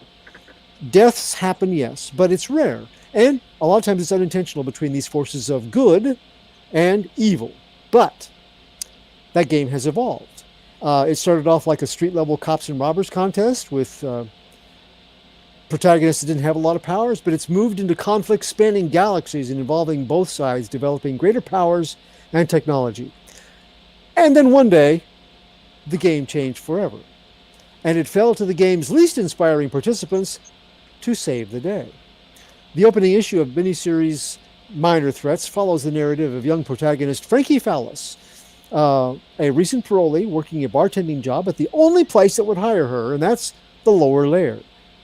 It's because Frankie used to be Playtime, the sidekick of villainous Toy Queen. And the Lair is a supervillain hangout for the least trending of their kind. The D-listers, the supervillains trying to relive their glory days, or convince themselves that they once had glory days, and facing off against their superhero counterparts. Frankie has seen that lawless life and where it leads, and her elderly mother, once the criminal Toy Queen, now sits at home and she gripes about her Jack-in-the-Box gun. That leading Twilight superhero, the Insomniac, probably has stored in a trophy room in his dream cave. She tries living vicariously through Frankie, who is now all grown up, and Frankie has the metahuman ability to turn raw materials into complex machinery, and it's machinery that she always imagines in the form of wonderful, read dangerous, toys. But after Frankie's last prison stay, she is ready for a different kind of life. She has a daughter, Maggie, who has been placed in the child's father's custody, and he is not happy to have her around, doesn't want her around, doesn't want her lawlessness to rub off on her daughter. No one's going to hire Frankie because she's a Maida with a record. And you can't really blame them. Their insurances would skyrocket. There's absolutely valid trust issues with hiring somebody like her, even though she says she wants to do something different with her life. And so, the Lair is the only place you can get a job. And she sits in the bar and she pours the drinks and she listens to the wannabes and the never-beens of the supervillain world lamenting their fates, desperately seeking a way to give her daughter a decent life and not end up occupying a bar stool in her twilight years next to these regular customers. But one evening, news breaks across all channels and feeds. The Insomniac's kid partner, Kid Dusk, has been murdered by a psychotic villain called the Stick Man, and the repercussions are immediate. The Insomniac's teammates in the Continuum are shaking down every villain they can find, seeking information on Stickman's whereabouts. Insomniac's beating any and all supervillains he encounters with near lethal outcomes. His allies are tracking down any and all leads while every member of the supervillain community tries staying out of the way. Frankie understands that the villains have every right to be afraid.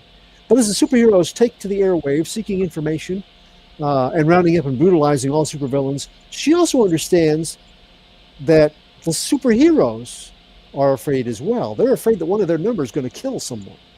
They're afraid that their heroic reputations will be forever ruined if any of them, including the Insomniac, kill somebody withholding information. The climate is charged for extremely tragic things to happen on the part of everybody involved. But Frankie has an idea. One wrought of a life playing the game since childhood and is someone with excellent tactical skills. She and the denizens of the lower layer, the untouchable D-listers, are going to find this madman called Stickman and kill him themselves, thus defending the lives of their fellow costume criminals as well as the reputations of their foes. The Good. If you like analog superhero stories, telling tales with situations the big companies might not feel comfortable putting their money-making characters into, this will be your swimming pool-sized cup of tea. The villains for Playtime's group include Scalpel, a doctor who veered into mad science and opened several secret clinics for treating and enhancing villains until the Somniac roundups began and shut down all of her facilities. She was making money not having to commit crimes outright. Now she has to go back to her former lifestyle. Brain Tease, an older minor villain who tries putting his framed newspaper clippings on the coveted top row of the Lair's wall of crime fame over everybody else and moving everybody else's lower just so he can be at the top one last time. Pigeon Pete, an even older school bad guy, one of the first, who now deals in rivals' discarded merchandise and wonder weapons as a way to pay off his bar tab. Analog heroes include the Batman and Robin-like duo of Insomniac and Kid Dusk, a Superman-Wonder Woman hybrid combo character called The Searcher, and Mr. Moment. There's a healthy outlook among the villains that's refreshing when it comes to the Capes and Criminals game. They love the game, and they are dedicated to the game. They want to collect their ill-gotten gain and rain shame upon their foes. Even 300-time losers like Pigeon Pete, someone that has become very comfortable with the prison system catch-and-release program that his life has become, honors the spirit of the game. None of them feel kinship to psychotics like the Stickman, someone who crosses all lines because he's more dangerous to their game than the heroes ever were. The peek inside these thoughts and feelings of someone raised in the world of supervillains, like Frankie, someone whose mother navigated that shady realm with a child in tow, and her conclusions about why she later willingly followed down that path are enlightening. The writers, Patton Oswalt and Jordan Blum, have put us in Frankie's head, and their grasp of relationships and of creative thinkers outside the law and how emotions could sweep heroes and villains into a bloodbath if balance wasn't restored soon feels genuine and valid. Patton and Bloom, dispensing with these minor villains trying to become heroes, is also good storytelling. They're not planning anything short of killing the wackadoo Stickman who's made all their lives miserable and probably putting him down like a diseased animal in doing so. It's a mercy killing maybe, but it's not heroic. So I like the fact that they keep this in mind. You know, they're not heroes, so they can do this. They can just end their Joker analog. And they try to fine line between the comedic excesses of these D-listers and their moments of regret and bruised egos and pathos. That is a hard line to follow. And while it doesn't always work, the scripters do a fine job in this opener with making it workable. But there will be more on that later. Artist Scott Hepburn and colorist Ian Herring give the book a very chaotic aesthetic, which is appropriate enough. The ragtag villains of questionable mastermind stature look, as you expect, the criminal delete to appear. They're kind of shabby and they're kind of unkept and they're kind of worn down. More on that later also. Letterer Nate Picos turns in another solid job. And he doesn't have a lot of fonts or sound effects in this, but that attention-getting unusual fonts for this book are definitely the thing that he excels at. The bad. The situation as put forth for the story is one of chaos. Hepburn and Herring capture that. But in flashback sequences from when times were not so fluidly devolving, the chaotic settings remain not only for the bad guys, but also for the heroes. They seldom make the heroes look heroic. And while that may be their point in some instances, it's also, it turns this into a homogenized one-look-fits-all part of the storytelling. And we're looking at different eras, so I think that there should be some differences there. The title is strongest in its writing, and Oswalt and Blum have put together an issue as enjoyable as the best of Jeff Lemire on like Black Hammer runs. And that's high praise. But Oswalt and Blum were the showrunners for the animated BODOK series. And that collaboration was not in their win column. Maybe practice has made better, and they're in their element now. This first issue would make you think so. But they're also exploring similar territory thematically to BODOK. So I'm hoping that they avoid the similar pitfalls in subsequent issues that series had. The takeaway. While the creative team is not as evenly matched as I'd like, the proof is once again in the writing, and the narrative force is strong with this book. It's strong enough that Yoda and Palpatine both would exclaim, "Damn!" The situations are ones that we have seen done similarly. The themes running through the book are not unique, but this voice that they have come up with is extremely fresh, and the analogs work both playfully and beautifully.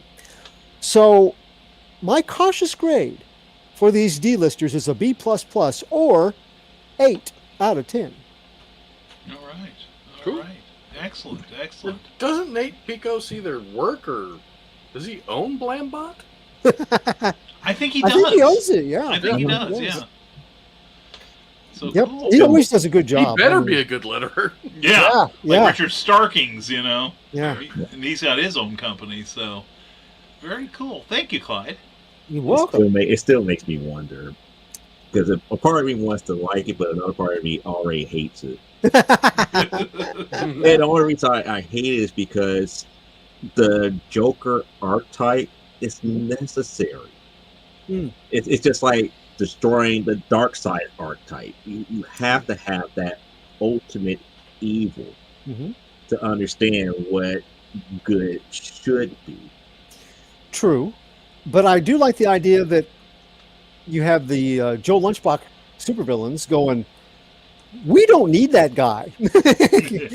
I mean, you know, it makes me wonder if DC, they could do some things, maybe they have before and I've just missed it, but where a bunch of the D-listers get together going, the Joker, he is really making us all look bad. And, you know, they've done this a few times with like the Secret Society supervillains and stuff. It's like, let's get the Joker. Let's not. Oh. Again, Luther even said it best. It's like sometimes you just gotta let the Joker do his thing. It's going to happen no matter what. Yeah. You plan around it. And we saw this coming in the book. They talk about how things devolved. So yeah, that makes sense. And then you have other teams like the Flash with the Rogues. The Rogues is to me the perfect D-list group that can do the most damage when they are on one page. Right.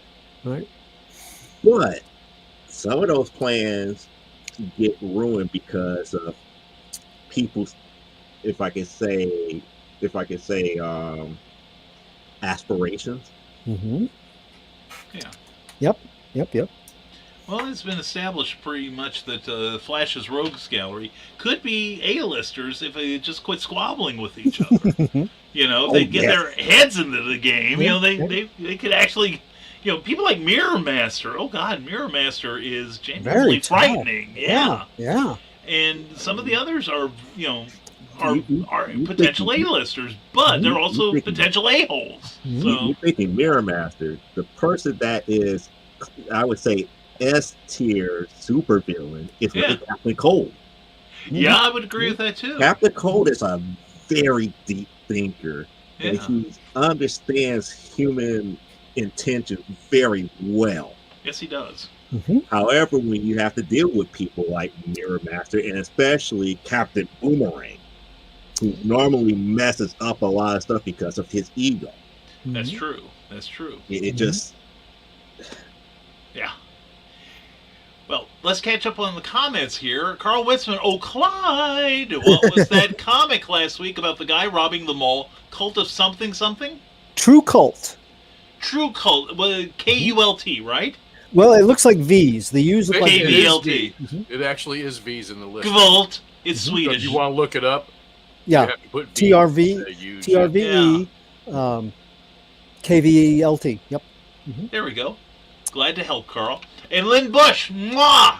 How you doing, Lynn? Love you, hun. Hope to see you soon. Everyone's saying hello, hello, hello. And I suppose the old coot's doing well. I don't know who she's talking about. And get paid for not working, says Carl Witzman. Got to be a retired state of Illinois employee.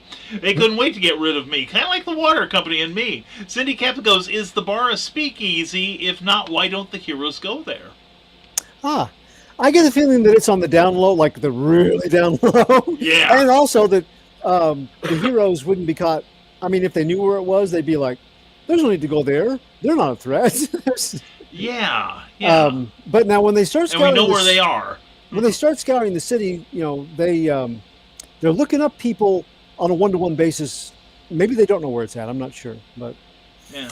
So is it like the Villains Pub from the How It Should Have Ended shorts? it's all kinds of the bar with no name. Yeah, it's that kind of a place. Except, if you were a self-respecting villain, you probably wouldn't go there. You'd pick it. You'd have a different. Like you have a bar with no name or someplace like that. So.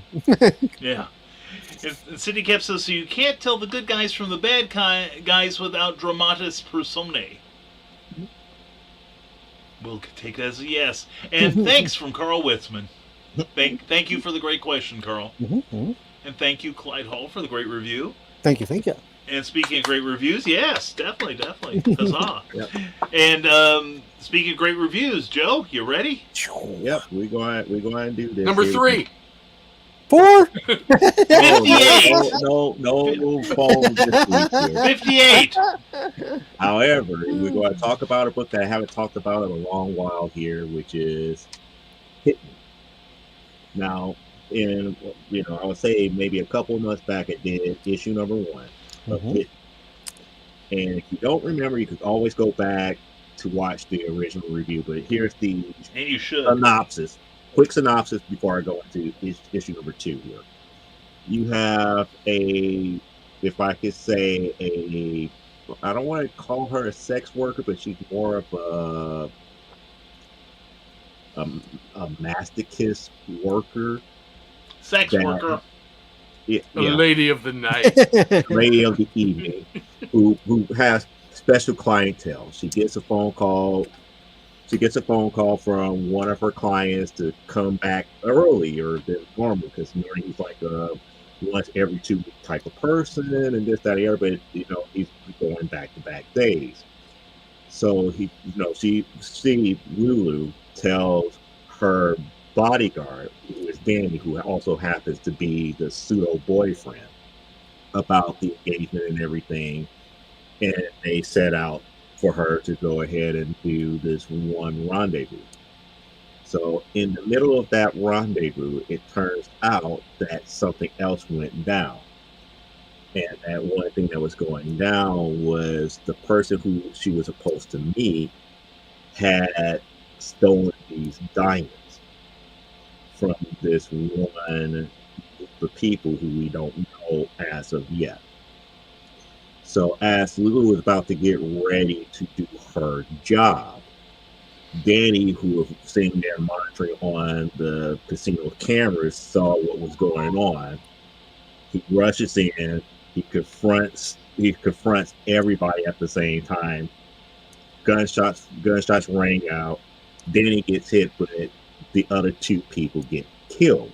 However, before her client died, the client gave Lulu this specialized bag, this small little specialized bag, and that small little specialized bag had the diamonds in there. So everything that's going on, it was definitely going to bring in police attention. So Lulu and Danny leaves the scene here, and because of how Danny got shot, it was pretty bad. So they were trying to figure out how they're going to deal with his gunshot wound without going to a hospital, which would bring up more suspicion. So Lulu said, was thinking about it. It's like, well, I know somebody who runs a sadist masochist brothel. They have the equipment there where we can remove the bullet, and we could probably, do some things, there to get you all patched up. That leads us into issue number 2. So the beginning of issue number 2, we see Danny, getting the bullet removed from his leg and everything seems to be okay. And Lulu's looking on, and it pretty much was like, yeah, everything is peachy, this, that, and the other. They get the wound stuff cleaned up, and you can see that the person who took out the wound is in costume already, because again, they're in like the sadist masochist type brothel. So it is what it is here.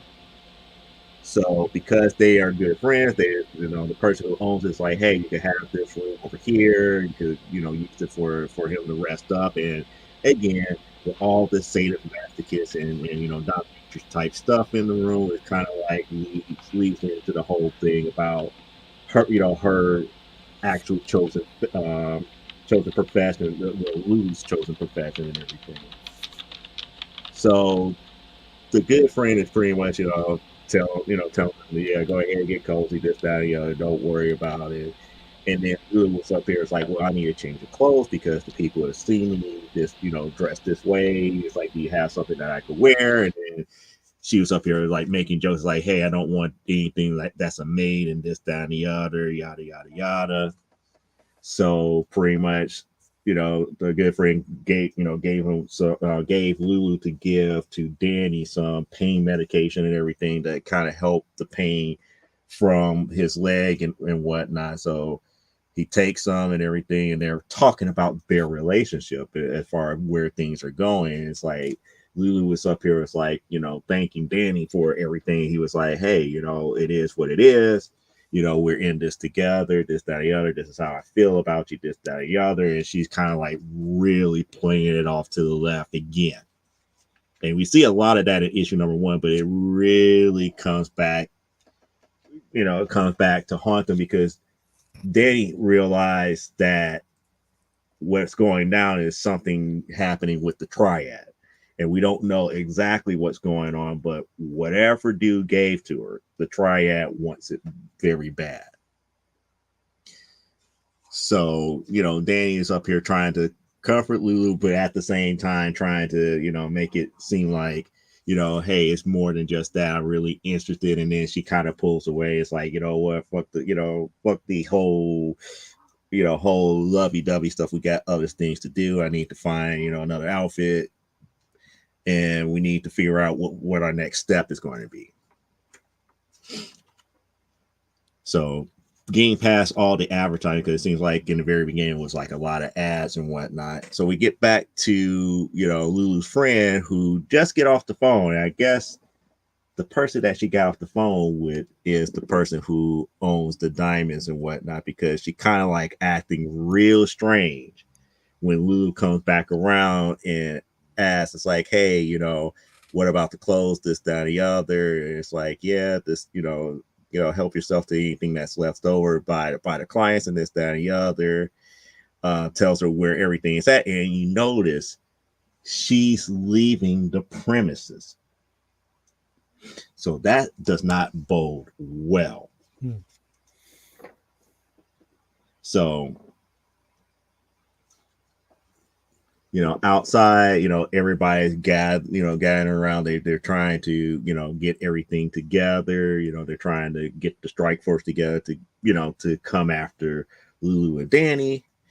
And then it goes back to Lulu trying to find some clothes, and now all of a sudden it's like they're there, they're about to get ready to infiltrate the brothel and whatnot. Lulu's trying to get Danny all dressed and this, that, and the other because she has a sneaky suspicion it's not safe there. They need to go now.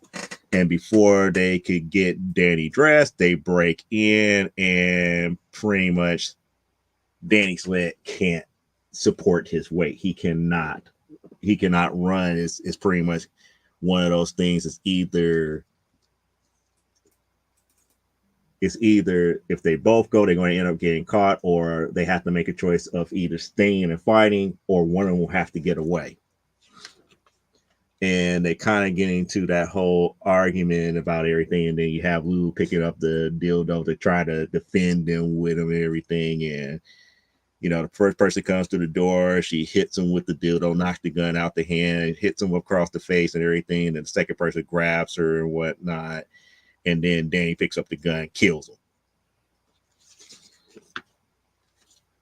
And then that's when they try to make a run for the door and this, that, and the other. They see that the door is broken in, so they try to find a back way out. They go through the whole brothel type deal, and they eventually come to like the main office and everything. And this is where they make the plan. It's like Danny, gets to the point where everything is perfectly fine, and then next thing you know, it's like he says, like, lock the door behind you. Everything's going to be okay. It's like, Danny, it's like, Dave, we don't have to do this. It's like, we could both get out of here. It's like, nope. He closed the door. Danny would go gun in tow, opens up the overhead door, and they're coming in, guns blazing, and pretty much it's kind of like a gunfight and everything. And Lulu's hearing everything, not knowing what's actually happening here. With hearing all of that, she's looking for some type of weapon that she could use to go out there to help. And she finds a padded spank paddle out of all things here. You know, they're really playing up the whole sex worker type aspect here. But she couldn't really find anything to fight with. So again, she opens up the window and flees out the window. She gets out, and then she gets to like their car, and then she hears more gunshots.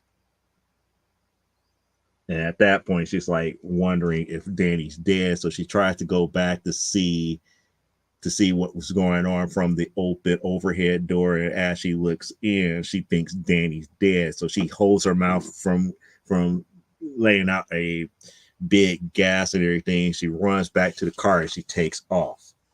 She takes off running. And then this is the first time that we actually see emotions from Lulu dealing with Danny about how much she actually cares. Because all this time, she's been blowing him off. And I'm not talking about in a sexual way. I'm talking about in that it's like, no, I don't want to. What happened here? Am I still okay? There we go. It was in that, I don't want to be with you, but it's more along the lines she really does, but because of the nature of her work, she never could really bring herself of being attached to him in that aspect here. So as she's driving away, she gets a mysterious page. Now, mind you, with seeing this, I believe that this particular story has to be set in like the early 80s, because there's no such thing as beepers anymore. And that's a straight up beeper. Old school beeper. So she gets a beeper and with a phone number and saying 911. So she goes to like the nearest gas station. She gets on the phone. She calls the number. And it's like, and the first thing that is said by the person on the phone is, "Give me back my diamonds, bitch." And then she recognized the voice. It's like, "Fuck you, Gordon. Your goons killed Danny." And it's like, "Yeah, about that. Somebody wants to talk to you." And he puts Danny on the phone. So Danny is still alive. So now it's like, get the fuck out, get out of town, run. So Danny is telling her to run as far away as possible. However, Gordon is up here. Is like, look, you know, he just wants the diamonds, or he going to start cutting little pieces out of Danny, you know, for you know, you know, just the whole threat type deal. And told Lulu, you got 24 hours to get those diamonds back to him, and then he hangs up. And she says, fuck, and then she gets back into the car and she takes off. So what is Lulu going to do? Is she going to get the diamonds that the dude gave to her in issue number 1 and try to save Danny, or is she going to leave out of town? No one knows at this point. The rest of the book is just nothing but advertisements and a letter from Axel Alonso, you know, from earlier this year. But overall, so far, it just seems like this book is kind of like a weird tale of being in the wrong place at the wrong time, and things are just going to hell in a handbasket as fast as possible. Is it an interesting story? Yes. As far as the overall dynamics of how it's being told, are the characters really interesting? Not really. Not really. I believe what they try to do is by Lulu and Danny kind of being like the bodyguard to a sex worker, is trying to blend in a mixture of more of an adult thing, where you really don't need to be an adult theme to serve the purpose here. You know, the whole idea of random happenstance. However, the question still remains, do you feel enough for Lulu or Danny to keep reading? And that's where I'm kind of like at that juncture. It's like, I don't know what to think of the characters. And that's one of the reasons why a lot of times I always talk about in my editorial reviews, if you're not writing a likable character, then you got another problem with your story. No, it doesn't matter how good of story you've written. If people are not liking your characters, you have a problem, a major problem. Because why would I want to pick up that next issue if there's nothing that's there that's redeemable or likable, where I want to see something, you know, proceed. In this story, the way that they're setting everything up is more along the lines of, what decision does the main character make? Does Lulu decide to save Danny, or does she decide to run? As opposed to Lulu's nature is this, and she's going to do the right thing. We want to see her do the right thing. You don't get that aspect of it. You don't get to feel for the character. It's just more along the lines like, it's almost like you're watching a ride instead of being invested in the ride that the story is taking you. So with that being stated, I give Hit Me number 2 a 6 out of 10. And it's reached as a 6 out of 10. It's not a bad story. It's just that I wish that the characters brought me into the story a little bit more than what they are doing as of right now. The love story helps, but I don't feel any akin to Danny. I don't feel any akin to Lulu up to this point. And we're already 2 issues in. All 5 issues are out, by the way. And I think I have all 5 issues as of right now. If not, I know I have the first 4, and I'm waiting for the 5th one to come in the mail. So that's where we're at here. Now I can move on to possibly issue number 3 in a later, comic book spectrum or front desk of a small press publisher, depending on how things work out. But that's the review for this week. All right, thank you, Yes, Joe. yeah. Good thing we have that rated M for mature up now. Yeah. Carl Witzman says, maybe this is the green room. And Cindy Kemp says, they don't kiss any babies with that foul mouth, do they? Eek. And Rad Publishing, going back to the previous review, didn't Flash's villains send flowers when Wally's girlfriend died, or it might have been a different hero? They've done things like that. No, they did things like that. I mean, Yeah. Look what they did to the Johnny Quick of the crime syndicate when he was like, "You guys are a bunch of jokes, and I'm just going to run past you." They were unified against him. They're like, "Yeah, we wouldn't do this to the Flash, but you know what? You're not him." That's right. And That's right. they- And they've had some um, times over the years where it's nobody picks on the Flash but us. yeah, Yeah. and they froze. I think they froze one of Johnny Quick's legs and shattered it. That's right. Yeah. Yeah. Yeah, so Yeah. they have a certain code. Well, like we were talking about codes in this book, Yeah. they Welcome have a to code. the children's episode tonight. And Yeah. again, that code is enforced by Captain Cole. That's true. That's right. That's the difference. Yeah. Captain Cole is Citizen Cold. Yeah, Captain Cole we is go. not one to be trifled. That's No, he's true. not. No, he's true. not. So thank you. Leonard Thank Snart. you. Thank you, Rick. Yeah. And Carl and Cindy. So we have come to the end of this, the reviews. Now, did anybody have anything they wanted to talk about in the next few minutes? Yeah, is Joe caught up on She-Hulk yet? I haven't done issue 3. I've seen episode 1 and 2. Was 2 better than 1 for you, or worse? It's about the same. Like I said, I have to divorce my fandom to watch that show. Because like I said, at this point in time, I still feel that show is sped up. They're not doing any type of exposition of why things are happening the way that they are. It's just pick up and go. Well, I'll give you a small spoiler for episode 3. You got to stick around for the end credits to see twerking.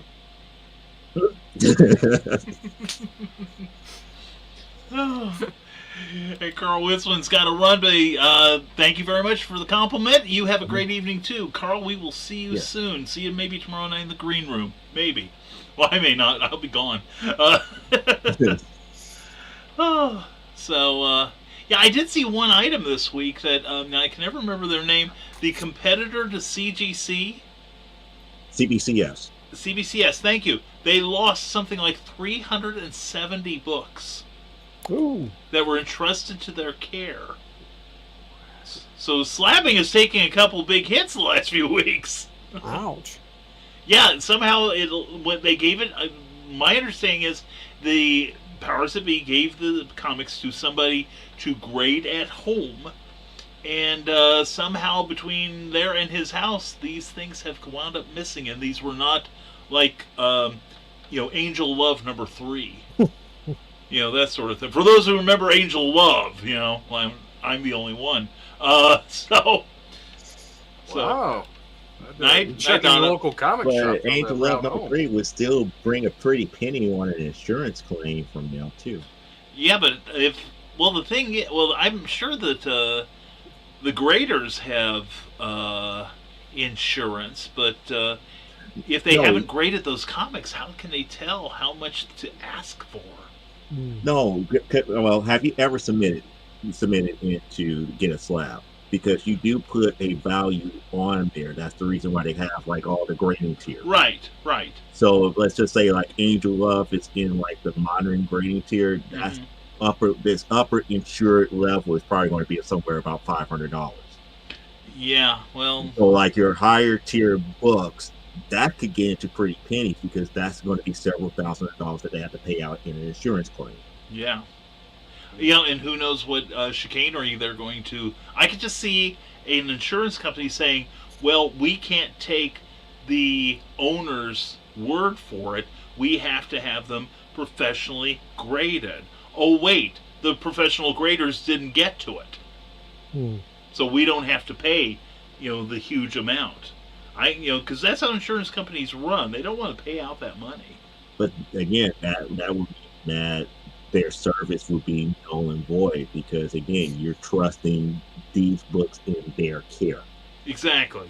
So if you have no way to insure these books once it leaves my house and you accept them in from the post office and you check them in as having them. Yep. Anything that happens at that point, that's on CBCS, regardless of if they got to the grading portion of it or not. Yeah, exactly. They have to replace those books. Yeah. And Was the employee fired? I haven't heard. We don't know because the last thing that I heard is like they're investigating as if it's literally going to probably end up coming down to a criminal investigation. They would almost have to do that, and with this amount of money, it's automatically a felony. Any state, whatever state you're in, it's a felony. So, unless you get a judge that says, "Oh, it's just funny books," which could happen. You never know.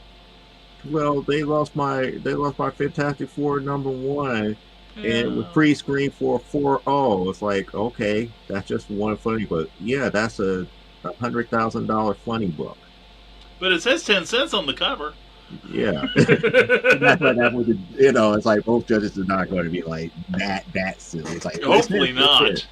It's like, no, but that book is appraised at $100,000, and it's like, uh-oh. Yeah. Somebody's going to own themselves a grading company. But the thing about it is, like, there's upper limits. So even if it was like, something like that, I think I'd have to take a look at it real quick. Give me a second. Yeah. Well, I'm also thinking, what if the insurance company uses like an Overstreet? That's like, those things come out in what, July now, I think?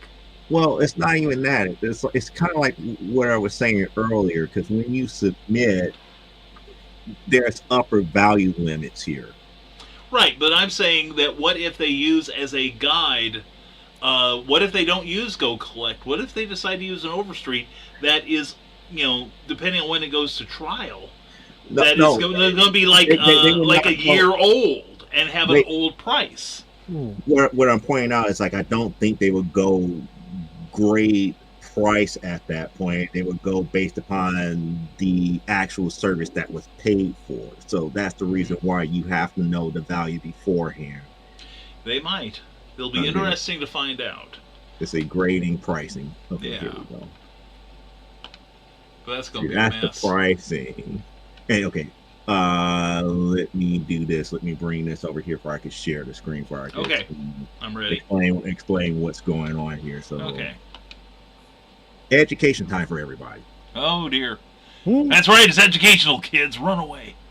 Picture time. It's picture time. Conjunction, Picture junction, page, it's what's time your to pick your picture function? page. It's time to get your crayons in your pencil.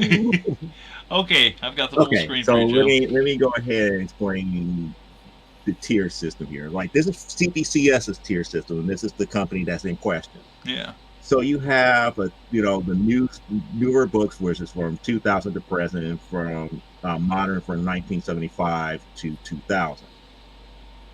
Now, whatever book that you submit to them that's in these two tiers, the maximum payout value if something happens to that book will be $1,000 Yeah, I per see. book.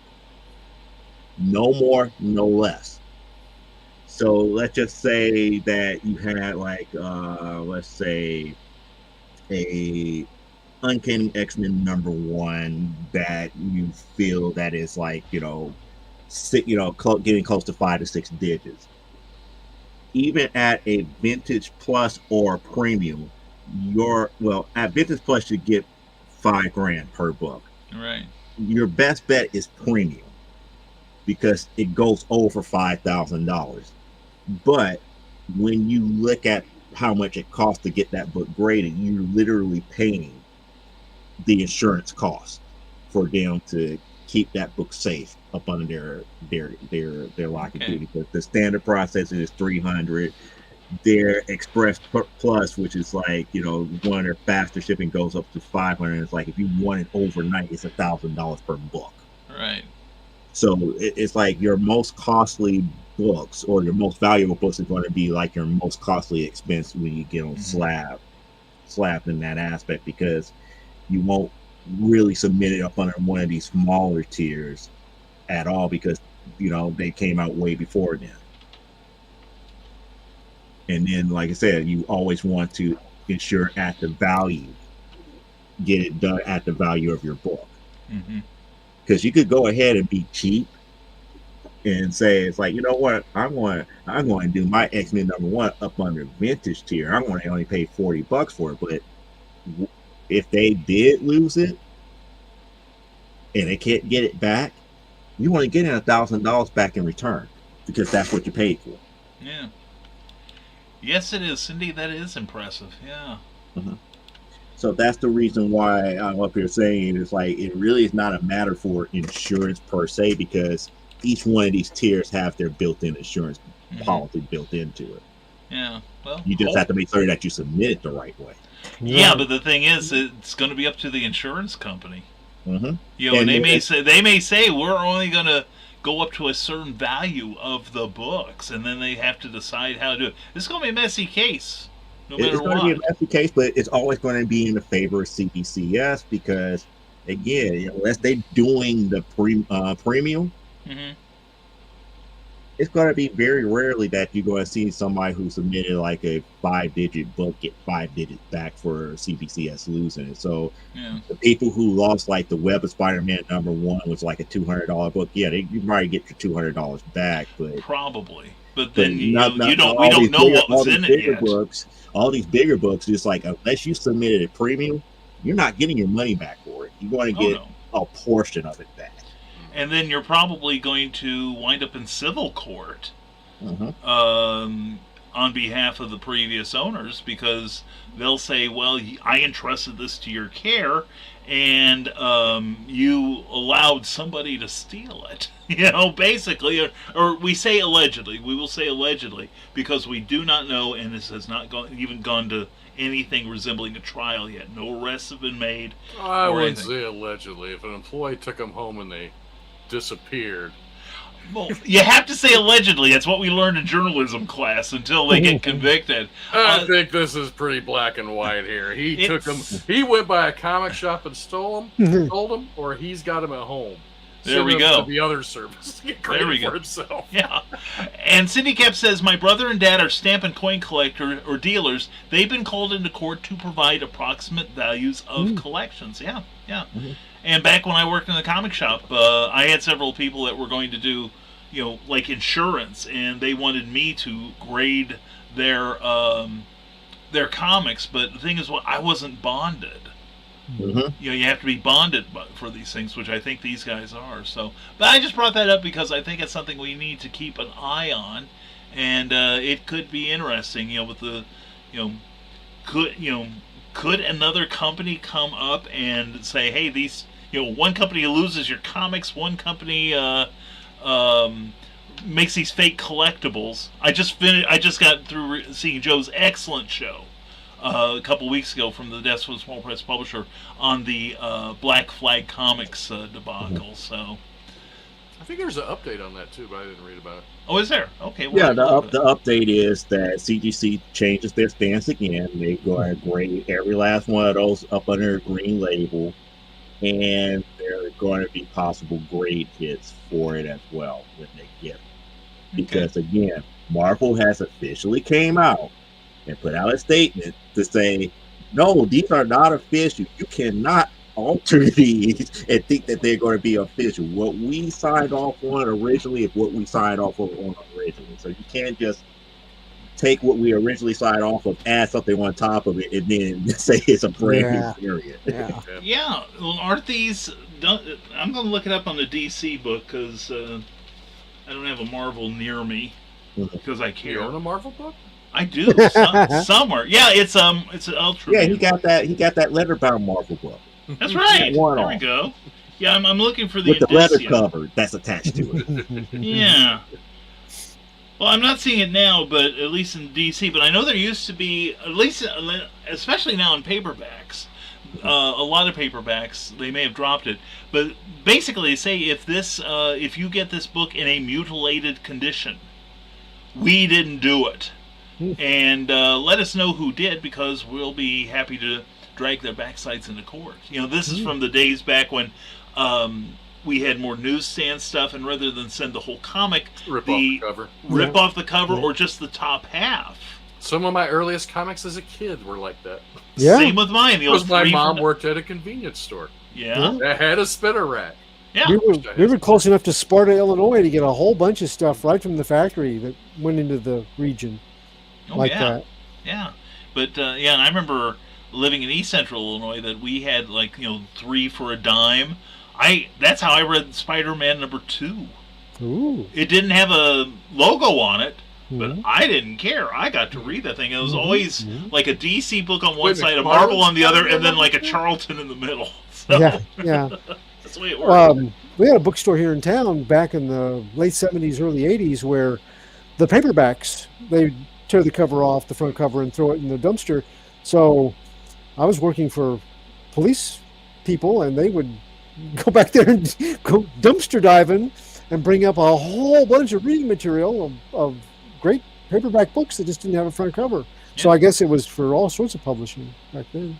Yeah, and was it? There was a in the pre stranglehold days of Diamond. There was a St. Louis area distributor named Glenwood that our store in Champaign, Illinois, was dealing with, and they hired the owner's dad, who was about 700 or 800 years old. I don't remember, and his whole job was to stand on this little cushioned mat all day and tear the covers off of books and comics so they could get the credit for it. So I think now they make them sign affidavits. They don't even go with that, because I know that one time our independent publisher, and this is how we got a lot of customers from the U of I, because they had a comic book club.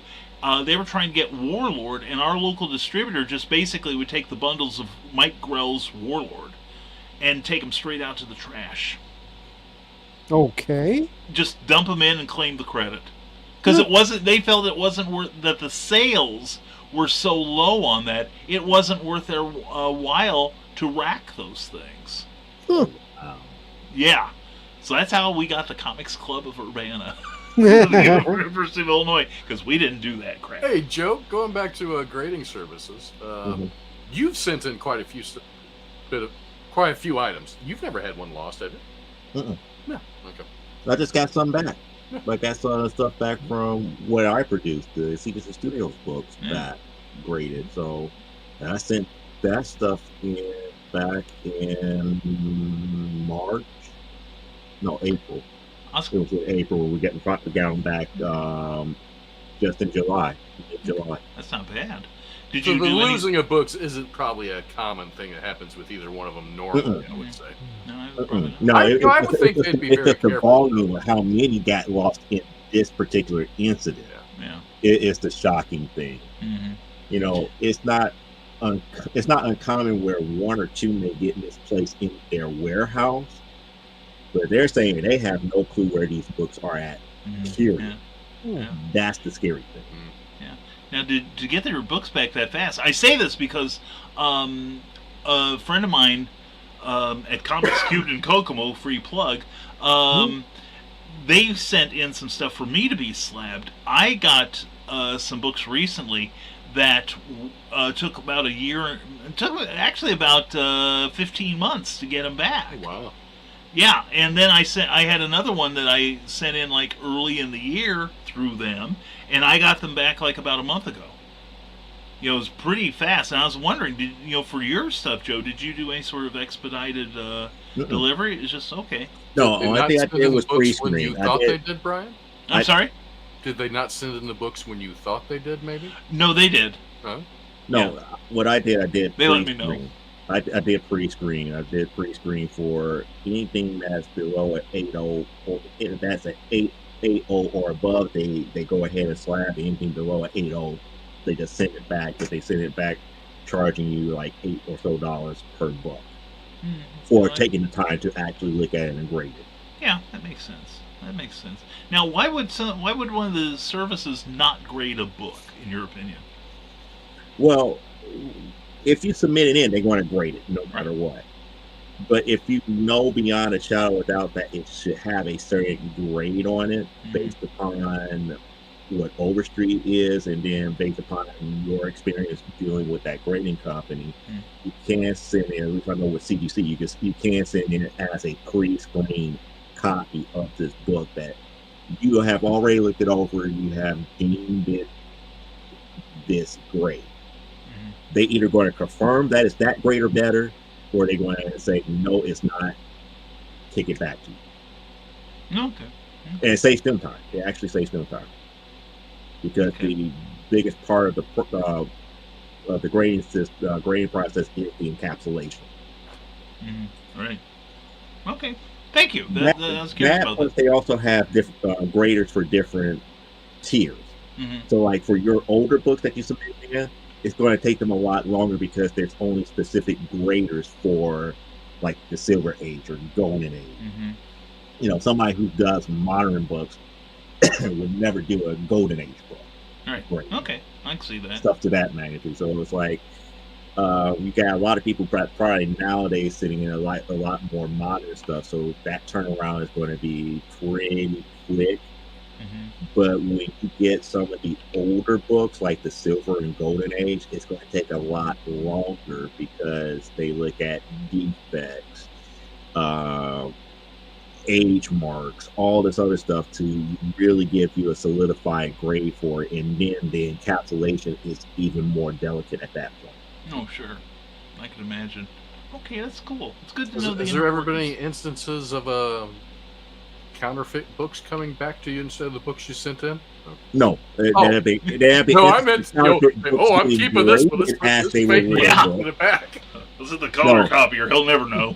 There have been instances of counterfeit books getting graded and passed off as legitimate books, but not coming back as counterfeit. Interesting. Cool. Well, thank you. Anybody got anything else to bring up tonight? Or hey, we got a celebrity here, Mr. Charles F. Millhouse. Hello, Charles. How you doing? Working hard on Pulp Reality #4 and finding a place on a shelf for the award for that. Anyway, it's good to have you here, Charles. Glad to see you, buddy. So if that's it, then why don't we all sign off here? We'll start with Joe here. Tell everybody where they can keep up with you, and we'll just go counterclockwise, as you Americans would say. Yes. Now, to kick off everything, you can always reach me here at this Linktree link here that has everything dealing with me and the CBC Studios company right there at linktr.ee/Silkboat. That includes where you can find from That's So Small Press Publisher on YouTube and on Twitch, the company website, all the social medias, including things like DNR and everything to that magnitude, all in one quick place right there. And as of right now, I'm still not certain what Saturday show is going to be about, so it might be just a hodgepodge of different things here. I may be tempted to review a certain person's 4 issues, or it might be somebody else's 4 issues. I don't know.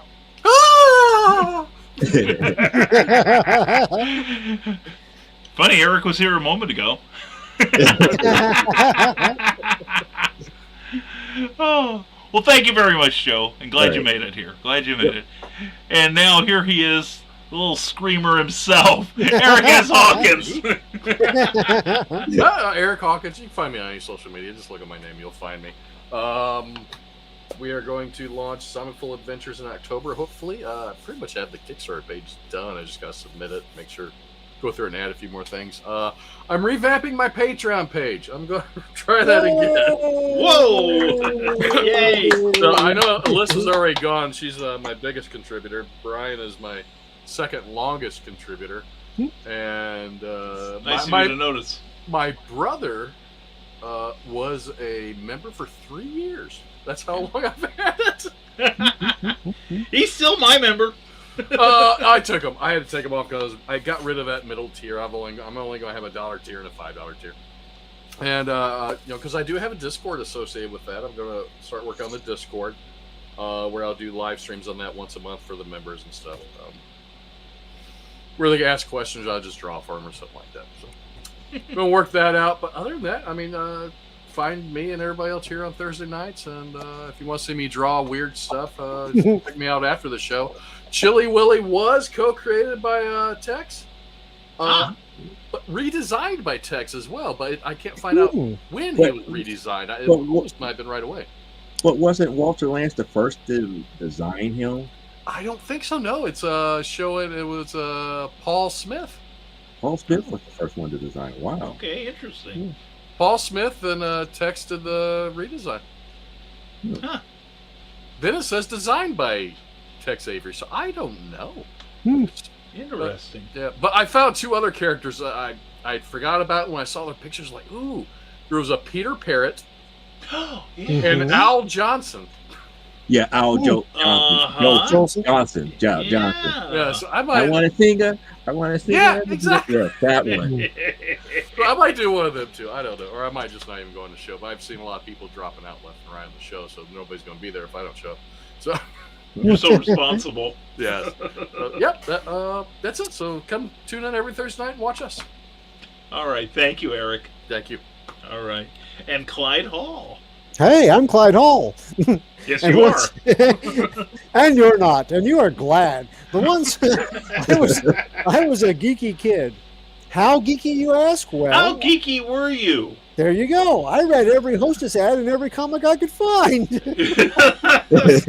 I cut Archie records off cereal boxes and played them on my stereo, and I still have a bunch of those cardboard records. I watched the Mighty Heroes cartoons as animated shorts before theatrical films in the cinema, and thought, what great live-action superhero films could be made using Strongman, Cuckoo Man, Tornado Man, Rope Man, and Diaper Man. Cuckoo. Yeah. I remember that. Now I'm a Diaper Man. Diaper Man. Now I'm a geeky old guy, and also an independent author and an award-winning audio drama scriptwriter and a contributing writer at Stormgate Press, where you can check out my story and all the others in the 3 award-winning new pulp anthologies: Pulp Reality 1, Pulp Reality 2, Pulp Reality 3, and coming soon, Pulp Reality 4. Find them on Amazon or visit us at www.stormgatepress.com to see all the goodies that we have available in the new pulp genre. You can also find my online comic book reviews at comicsbookcase.com and doomrocket.com. And you can follow me on Facebook as Clyde Hall, or Radiating Positive Vibes with author Clyde Hall, or on Twitter at CJHall1984. But on Thursdays, these guys let me sit at their cool Young at Heart table as part of the Rising Tide broadcast revolution for NCBD +1 right here on Comic Book Spectrum. All right. Thank you so much, Clyde. All right, here we go. And I'm Brian K. Morris. You can find out everything about me that you need to know at risingtide.pub. You can check out all my broadcasting. You can also get connected to the various books that I publish and that I'm in and that I win awards for, and sometimes even the ones I edit and make wonderful, and also stories in there. And I'm going to be at BurgCon this Saturday from 10 to 5 at the Bulldog Business Center. Finally found the name. In fact, the address is 540 North Commercial Street in Harrisburg, Illinois. Admission is free, and also you walk in the door, you get to choose some from free comics. And if you bring non-perishable canned goods, for instance, you get to pick out more comics even, so you can really clean up before you even come into the hall and see wonderful people like Amy Hale rather, or Kathy Jackson, Rick Bradley, Todd Fox, just a great bunch of people coming in. I will be there also, like I said, with a plethora of books, some of which Harrisburg has not seen, so please come and join us. And we've also got some final comments here. Cindy Kemp says, thanks for hosting the adventure. Cindy, thank you for being a part of that adventure. Lizzie says, I have some ideas for your Patreon.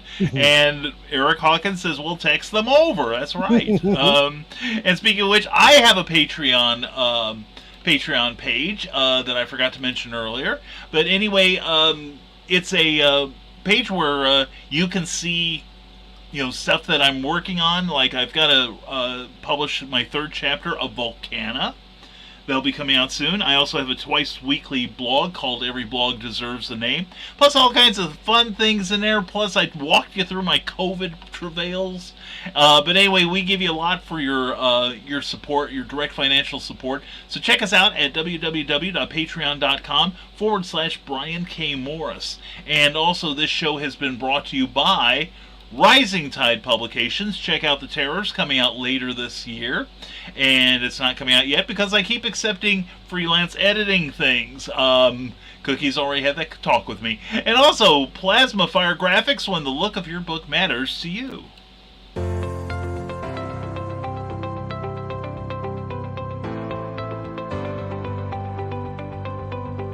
You've worked hard and written a great book. Now, it's time to give it a great cover. If you're an indie author or small press publisher, Plasmafire Graphics is your source for affordable cover illustration and graphic design.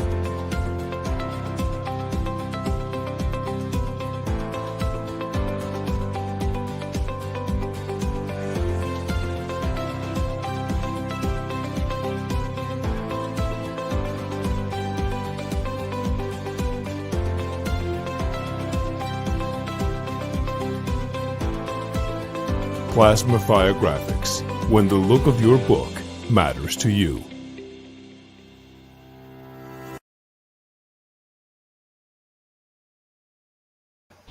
Definitely check out their website at plasmafiregraphics.com. Also, they have a Facebook business page. Check out all the great samples you see. Then go to plasmafiregraphics.com and ask about their independent, creator-friendly pricing. Jeffrey Hayes will really make your book shine. Trust me on this one. And so that's it. Check it out. You deserve a great cover for a great book, and Jeffrey Hayes can deliver it through Plasmafire Graphics when the look of your book matters to you, because it definitely matters to your readers. And that's about all I can think of for now. So thank you all for being here. If you've enjoyed this, please give us a thumbs up give us a like on Facebook, give us a thumbs up on YouTube, and if you're on YouTube and haven't already, please subscribe to this channel. We've got some really cool stuff coming up in the next few weeks that I think you're going to like BK Moments are coming, and also a clever title pending. We'll be returning soon. And with that, I think it's time for us to say goodnight.